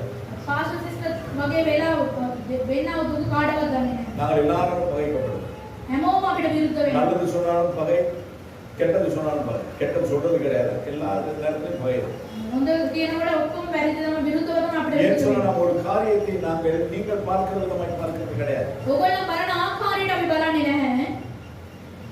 மாம்ச ரீதியாகவும் பார்க்கிறோம், මාංශ වශයෙන් බලනවා. ஆவிக்குரிய ரீதியாகவும் பார்க்கிறோம். ආත්මික වශයෙන් අපි බලනවා. மாம்ச ரீதியா இந்த காரியங்களை நீங்கள் செய்தால் உங்களுக்கு என்னென்ன காரியங்கள் சம்பவிக்கும், எப்படி சம்பவிக்கும், யாரால் சம்பவிக்கும், எப்பொழுது சம்பவிக்கும் என்பதை நாங்கள் சற்று அலசி ஆராய்ந்து பார்க்கிறது உண்டு. මාංශ වශයෙන් ඇවිල්ලා ඔයගොල්ලෝ මේ වගේ උනායින් පස්සේ මොකද්ද වෙන්නේ කියලා අපි චෝදිස් அதையும் தாண்டி ඒකටත් වඩා இது ஒரு ஆவிக்குரிய வாழ்க்கை எந்த விதத்திலே பாதிக்கும் என்பதை நாங்கள் பார்க்கிறோம். ආත්මික ජීවිතය ඇවිල්ලා කොච්චරද මේකට බාධාවක් වෙනවද කියලා ඒක இதெல்லாம் බලන්න. பார்த்து உங்களுக்கு சொன்னா அதை ஏற்றுக்கொள்வது உங்களுடைய மனதை இடம் கொடுக்காது. මේ ඔක්කොම උනාලා පාස්ටර් සිස්ටර් කියනකොට ඒගොල්ලෝ ඒක අදාගන්නේ ஏன் சொன்னா உங்களுக்கு என்று சொல்லி நீங்க ஒரு சில வரை அறைகளை வைத்திருக்கிறீர்கள். ඕගොල්ලන්ටම කියලා එක தත්ත්වයක් ඔයගොල්ලෝ තියාගෙන ඉන්නවා. அதை வைத்திருந்தால் நாங்கள் நீதிமானுடைய ஸ்தானத்திலே நிற்க முடியாது. ඒක තියාගෙන හිටියොත් ඒ ධර්මිෂ්ඨානයේ පැත්තට යන්න බෑ. ஏனென்றால் நாம் கிறிஸ்துவுக்குள் நான் மரிக்க வேண்டும். අපි ඇවිල්ලා ක්‍රිස්තුස් වහන්සේ තුල මැරෙන්න ඕනේ. இனிமேல் வாழுகிறது நான் அல்ல, கிறிஸ்துவே என்னை பிழைத்திருக்கிறார் என்று சொல்லுகிற அளவுக்கு நான் வர வேண்டும். දැන් ජීවත් වෙන්නේ මම නෙමෙයි ක්‍රිස්තුස් වහන්සේ මා තුල ජීවත් වෙනවයි කියන ආකාරයට ජීවත් වෙන්න ඕනේ. சமாரிய ஸ்திரீக்கு ஆண்டவர் சொல்லுகிறார், සමාරිය ස්ත්‍රීය දෙවියන් වහන්සේ කියනවා இப்பொழுது இருக்கிறவங்க உனக்கு புருஷன் அல்ல, දැන් ඉන්නේ කෙනා දැන් ඔයාගේ ස්වාමි පුරුෂයා නෙමෙයි. அப்ப இதை கேட்டுட்டு அவன் டென்ஷன் ஆகியிருக்கணுமா இல்ல என்ன ஆகிருக்கணும்? මේ කාලේ යාමල්ල එයාට ඇවිල්ලා දුක් වෙන්න ඕනේද නැත්නම් කේන්ති එන්න ඕනේද? நாம என்ன செய்வோம்? අපි මොනවද කරන්නේ? நானே சொல்லிட்டேன், இயேசு கிறிஸ்துவை விடுங்களேன், நீ இப்படி இருக்கிற, බාලතුමාම කියනවා ඔයා මේ இந்த சிஸ்டம் சரியில்லை මේ සිස්ටර් ඇවිල්ලා හොඳ அப்படின்னா නැහැ. நீங்க என்ன பண்ணீங்க? ඔයා මොනවද කරන්නේ? வேற எனக்கு சொல்றது, உங்க அம்மா அப்பா சொல்லியே நான் கேட்கல, අම්මා තාත්තා කියලා මම ඇහුවේ இல்லையா? මෙයා කවුද? அப்ப இஷ்டப்பட்டா சர்ச்சுக்கு போறது, இல்லைன்னா அவன் சர்ச்சுக்கு போறது அப்படியே விட்டு தள்ளிட்டு இருக்கு. යමන්තරන් සෝචි කරනවා නැත්නම් ඒක අතර දාලා වෙයි. நடக்கிறது என்ன சொல்லுது? වෙන්නව அநேக දේ. ரட்சிப்பை இழந்து போகிறதுக்கு காரணம் බෝ අය ඇවිල්ලා ගැලවීම නැති කරගන්නත් හේතුව මේක තමයි. ஸ்கூல்ல டீச்சர் அடிச்சா வாங்கிட்டு வருவீங்க, ඉස්කෝලේ ඇවිල්ලා ටීචර් කියවනවා ඒක දාගෙන එනවා අරගෙන. பக்கத்து வீட்டுக்காரன் வந்து ஏதாவது செஞ்சுட்டு போனாலும் அதை நீங்க தாங்கிடுவீங்க. අල්ලපු ගෙදර එක්කන මොනවා කරත් ඒක දරාගෙන ඉන්නවා. என்ன சொல்றது? அந்த அளப்பதை தான் உனக்கு தெரியும் தானே, அப்புறம் ஏன் அங்க போனேன்? මේ මනුස්සයගෙන වලට දන්නවා அந்த வாயை ඒක. திறந்தா ஏரியாவே நாரி போயிடும். அதனால இனிமேல் அந்த பக்கம் போக வரேன்னா அந்த அடக்கி வச்சிடும். කටේලොත් ඒ දන්නවනේ එහෙම ඉඳ ஆனா කියලා. பக்கத்து வீட்டுக்கு போய் என் பிள்ளை அடி வாங்கிட்டு வந்துருக்கு, අල්ලපු ගෙදර ගිහලා දරුවා ඇවිල්ලා කුටි කාගෙන යනවා. அங்கனைக்கு போய் வரைஞ்சிக்கிட்டே நிக்கிறாரு. ඒ ගිහලා ஆனா சபையில ஏதாவது சொல்லிட்டோம்னு சொன்னா பிரச்சனை ஆயிடும். සභාවේ මොනවාරි කිව්වන් පස්සේ ඒක ලොකු ஏன் சபை உங்களை நடத்துகிறது? ඇයි සභාව ඔයගොල්ලෝ වෙලේ ආර්යාකාරයට பிரதான மேய்ப்பனுக்கு முன்பதாய் நீங்கள் நிற்கும் பொழுது சரியான ஸ்தானத்திலே நிற்க வேண்டும். ප්‍රධාන ඉන්දියාව ස්ථානයේ ඔයගොල්ලෝ රැගෙන යනකොට ඒ ස්ථානයට ආර්යාකාරයට ජීවත් වෙන්න. அதற்காக தான் சபை உங்களை நடத்துகிறது. ඒ ඉන්න තමයි සභාව ඇවිල්ලා ඔබව සමාව கிறிஸ்துவின் நிமித்தம் நாங்கள் நிந்திக்கப்பட்டால், ක්‍රිස්තුස් වහන්සේ උදෙසා අපි ඇවිල්ලා විරුද්ධව ආවනම් பகைக்கப்பட்டால் විරෝධකාරයන් ආවනම් நாங்கள் என்ன செய்ய வேண்டியவர்களாக இருக்கிறோம்? අපි මොනවද කරන්න ඕනේ? அதையும் தாண்டி என் ரட்சிப்பை நான் காத்துக்கொள்ள வேண்டும். ඒකටත් වඩා මාගේ ගැලවීම ආරක්ෂා කරගන්න ඕනේ. ரட்சிப்பு இல்லை என்றால் பரலோகத்துக்கு போக முடியாது. ගැලවීම නැත්නම් ස්වර්ග රාජ්‍යයට ඇතුල් වෙන්න බෑ. ரட்சிப்பு என்று சொன்னால் ගැලවීම කියන්නේ ஞானஸ்தானம் எடுக்கிறது மாத்திரம் கிடையாது. බෞතිස්ම ගන්න එක විතරක් නෙවෙයි. ஞானஸ்தானம் எடுத்த பின்பதாய் வாழ்கிறதான வாழ்க்கை. බෞතිස්ම ගත්තයින් පස්සේ ජීවත් වෙනවා මේ ජීවිතය. ஏனென்றால் மல்கியா தீர்க்கதரிசன புத்தகத்தின் கடைசி அதிகாரத்தை வாசிக்கிறோம். கர்த்தருக்கு முன்பதாக ஞாபக புத்தகம் ஒன்று எழுதப்படுகிறது. මල්කියා අන්තිමේදී කියනවා ඒක ඇවිල්ලා සීකරීමේ පොතක් ඒ ස්ථානයේ තිබෙනවා. பல்லா பிரதர் சொன்னாங்க, බ්‍රදර්ගේ සහෝදරයෙක් කිව්වේ நான் பேச முடியல, මට කතා කරන්න බෑ. அழுகழுகையா வருது, මට එන්නේනවා. நான் செய்த பாவங்கள் எல்லாம் டிவில போற மாதிரி அப்படியே கண்களுக்கு முன்பதாய் வருது. මං කරාව පාප කාර්ය ඔක්කොම ඇවිල්ලා ටීවී එකේ දානවා වගේ ඔක්කොම පේනවා. இன்னைக்கே நாம இங்க ரோட்ல என்ன பண்றோம்னு சொல்லி சிசிடிவில பார்த்துட்டு இருக்காங்க. කාර්ය මොනවද කරන්නේ කියලා CCTV එකේ බලනවා. நாங்க கூகுள்ல போய் பார்த்தோம்னு சொன்னா எல்லாமே நமக்கு புரியுது. Google එකේ ගියන් පස්සේ ඔක්කොම තේරෙනවා. கூகுள் வந்தது இப்ப, Google එක ආවේ දැන්. ஆனால் நாட்டுடைய கண்கள் உலகெங்கிலும் உலாவி திரிகிறது. මගේ දෙවියන් වහන්සේගේ ඇස්සවිය මේ ලෝකේ වටේ කැරකි කැරකි සිටිනවා. அவருடைய கண்களுக்கு மறைவானது எதுவுமே கிடையாது. ඒ දෙවියන් වහන්සේට ඇවිල්ලා සංගමවල කිසිම දෙයක් කරන්න බෑ. கூகுளுக்கு மறையலாம், Google එකට ඔයාලා සමහර சிசிடிவிக்கு மறையலாம், CCTV එකට ඇන්ගල් எல்லாருக்கும் நீங்க மறைச்சிடலாம். හැම දෙයකටම ඇන්ගල් ஆனா තබා கர்த்தருக்கு ගන්න. மறைக்கணும். දෙවියන් වහන්සේට නම් ගන්න බෑ. அதுதான் யோசேப்பு சொன்னார். ඒක තමයි යෝසෙෆ් කියන්නේ. யாருமே இல்ல உண்மைதான், කවුරුත් නෑ ඇත්ත තමයි. ஆனா கர்த்தர் பார்க்கிறார். ඒ නමුත් දෙවියන් වහන්සේ බලා සිටිනවා. අපි ඇවිල්ලා லூக்கா ප්‍රවේශ වෙමින් 3:11 வாசிக்கிறோம். லூக்கா 3:11. ලූකා 3:11 அவர்களுக்கு, ඒගොල්ලන්ට அதாவது ஜனங்களுக்கு ඒ සෙනගට அவன் சொல்லுகிறான், அவன் என்கிறது யோவான் ஸ்நானகன். යෝහන් බෞතිස්ම කියනවා பிரதியுத்தரமாக, එයා උත්තර දෙනවා 2 அங்கிகளை உடையவன் இல்லாதவனுக்கு கொடுக்க கடவன், ඇඳුම් දෙකක් තියෙන එක්කෙනා ඇවිල්ලා නැති එක්කෙනාට දෙනවා ஆகாரத்தை உடையவன் அப்படியே செய்ய கடவன் என்றான். කෑම තියෙන එක්කෙනාත් එහෙම තමයි කරන්න ඕනේ කියලා එයා කියනවා. யாராவது கொடுத்தோம்? කවුරු හරි අපි දෙනවද? இன்னைக்கு கபடத்தை வந்து பாருங்க, வீட்டுல போயிட்டு කබඩ් එක ඇල්ලලා බලන්න ගෙදර ගිහිල්ලා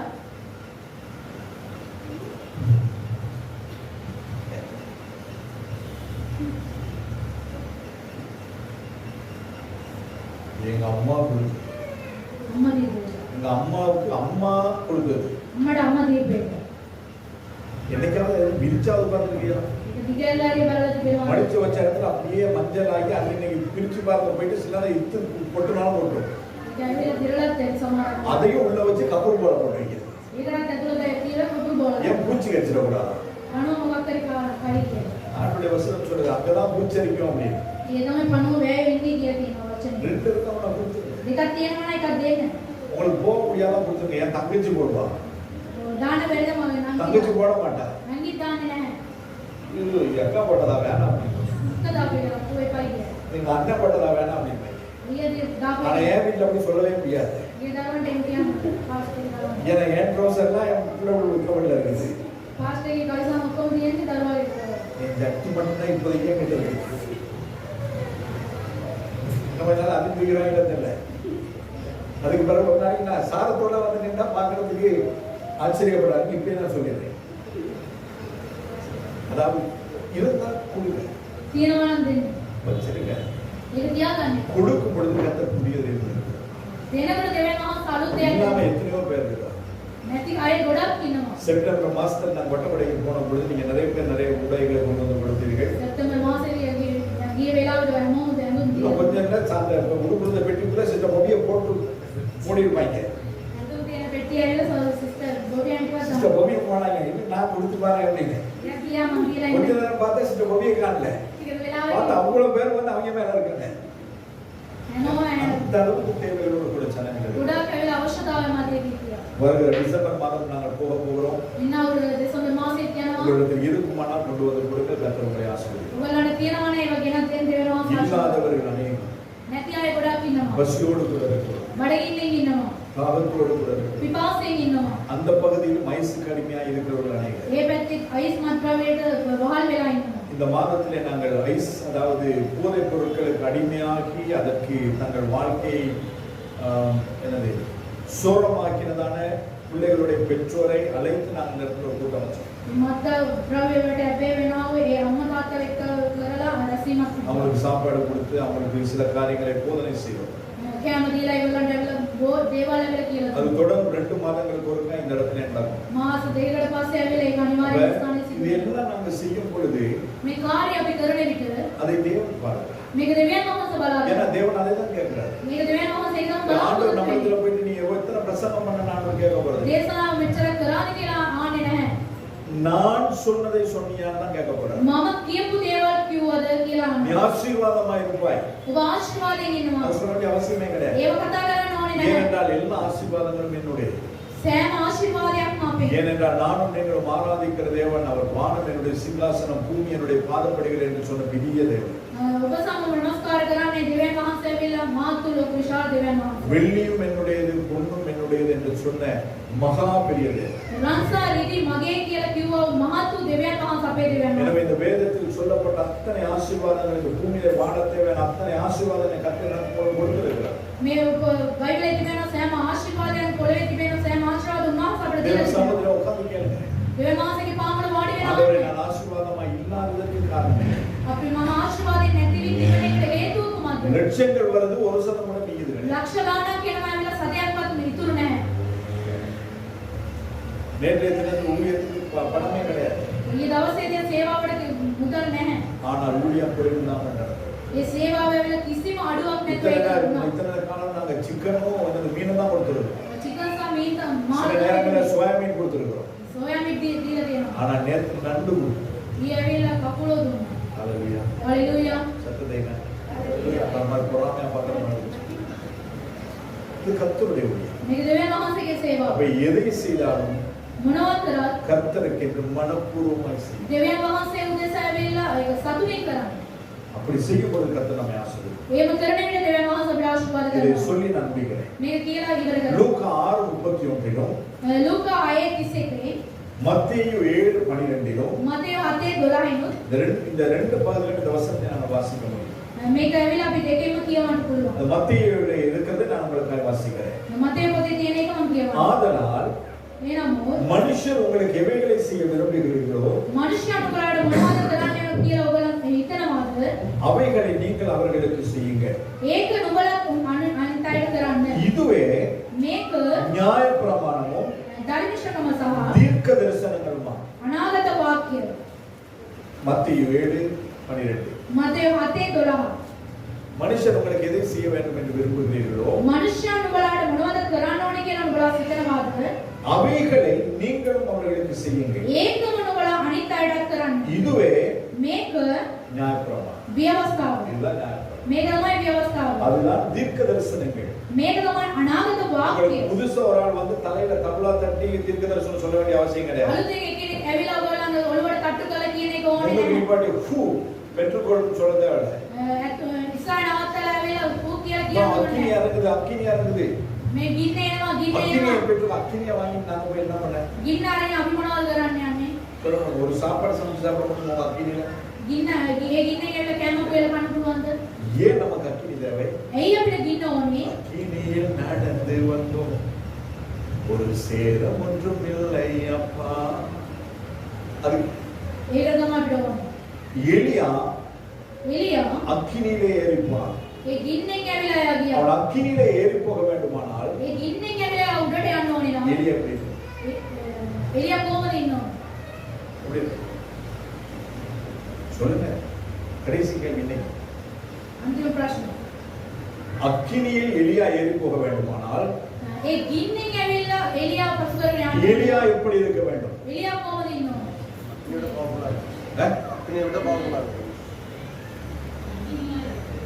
அக்கினியை விட பவர்ஃபுல்லா இருக்கணும். அக்கினியா இருக்கணும். එයා ගින්නක් වගේ அக்கினியில் ඉන්න. ஏறி போனா அக்கினியா இருக்கணும். ගින්නෙන් යන්න ඕනේ නෑ. එයා ගින්නක් அப்படி වගේ இல்லைன்னா ඉන්නවා. ஷாத்ராக் மேஷாக் ஆபேத்நேகோவை தூக்கி 7 மடங்கு சூடேற்றப்பட்ட சூளையிலே போட்டார்கள். සාත්‍රාක් මේසාක් අබේනේගෝ වල අත්තරයක් ඇවිල්ලා ගින්න ඒ උගලනක්ුවේ ஆனால் ගින්න. அவர்கள் மீது அக்கினியும் அக்கினியின் ஜுவாலையினுடைய வாசமும் இருக்கவில்லை. ඒගොල්ලන් ඇතුලේ ගින්න මොකද කරන්නේ? ඒ සුවඳවත් ஆனால் ඒවා. தூக்கி போட போனாலும் செத்து போனாங்க. ඒ උස්සලා දාන්න ගිය කට්ටිය ඇවිල්ලා ඒකේ මැරිලා ගියා. காரணம் என்ன? හේතුව මොකක්ද? அவர்கள் அக்கினியாயிருந்தார்கள். ඒගොල්ලන් ගින්නක් වගේ සිටියා. எதில் அக்கினியாயிருந்தார்கள்?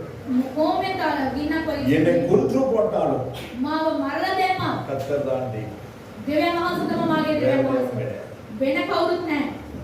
அந்த ஸ்தானத்துக்கு நான் நீங்கள் வரணும். ඒ ස්ථානෙට ඔබ සමම එන්න ඕනේ. அந்த ஸ்தானத்துக்கு வரும் பொழுது ඒ ස්ථානෙට එන්න විට கர்த்தருடைய நியாயப்பிரமாணத்தின்படியும் දෙවියන් වහන්සේගේ ව්‍යවස්ථාව அவருடைய පරිදි தீர்க்க தரிசனங்களுக்கும் நாங்கள் உரிமையாளர்களாய் நாங்கள் மாறுவோம். උන්වහන්සේගේ අනාගත වාක්‍යයට අපි උරුමකාරයන්ට වෙනස් වෙනවා. ஹalleluya. හalleluya. எனவே நீதிமானாய் இருக்க வேண்டுமா? අපි ධර්මිෂ්ඨයෙක් ඇඩියෙන් ඉන්න ඕනේ නම් பெரிய சாதனை ஒன்றும் பண்ண வேண்டிய அவசியம் අපි இல்லை. ලොකු මහත් දේවල් කරන්න ඕනේ නැහැ. நீங்க போய் வானத்தை வில்லாம உரைக்கிறேன் මම ඇවිල්ලා ආස ඇවිල්ලා தேக்குனா கட்டிடுமா நான் දේ දුන්නක් ඇඩියෙන් නවනවා. இந்த மலையை நான் அப்படியே பேர்த்துக்கிட்டு போறேன். මේ කන්ද ඇවිල්ලා ඒම වරගෙන යනවා. நீ ஒரு ஆணியும் கொடுக்க தேவையில்லை. කිසිම අහණයක් ගලවන්න එපා. இருக்கிற ஆணி அப்படியே வச்சுட்டு ඒ යන්නේ ඒවම කියලා அந்த ஆணியை நீங்க மாத்தவங்களாலே போதும். ඒ යන්නේ ඒවල එළියලා ඉදියොත් ඇති. ஆண்டவரே நமக்குள்ளாய் நான் விசாரிப்பார். දෙවියන් වහන්සේ ඔබ තුලම ඉන්නවා. நான் கொடுத்து பாருங்க கர்த்தர் பிரயாசம். දීලා බලන්න දෙවියන් වහන්සේ ආශිර්වාද කරනවා. சொல்லுங்க. අපි යාත්‍රා நல்ல ஆண்டவரே, பிள்ளைகளுக்கு நீ கடந்த வாரத்தில் சொன்ன வார்த்தையை நான் பேசியிருக்கிறேன். පියාණනි ඔබ වහන්සේ ගිය සතියේ කිව්වා මේ වචනේ මම කතා කළා. செம்மறியாடுகளுக்கும் வெள்ளாடுகளுக்கும் கர்த்தர் கொடுக்க போற நியாய தீர்ப்பிலே බැටළුවට සහ එළුවට උන්වහන්සේ දෙන්නා වූ ධර්මිෂ්ඨකමට உங்களுடைய பிள்ளைகள் செம்மறியாடுகளாக ඔබ වහන්සේගේ දරුවන් ඇවිල්ලා බැටළුවන් நீதிமான்களாக ධර්මිෂ්ඨයන් ඇවිල්ලා நாங்கள் எல்லாரும் முகமுதாய் காணப்பட கர்த்தர் கிருபைதான். අපි හැමෝම ඔබ වහන්සේ ඉදිරියේ සිටගෙන ඉන්නට උදව් உங்களுடைய කරනවා. வார்த்தையின்படி வாழ எங்களுக்கு உதவி செய்கிறார். ඔබ වහන්සේගේ වචනේ පරිදි අපි ජීවත් වෙන්න අපට උදව් இயேசு කරනවා. கிறிஸ்துவின் மூலமாய் பிதாவே. යේසුස් වහන්සේගේ නාමයෙන් පියාණනි. ஆமென்.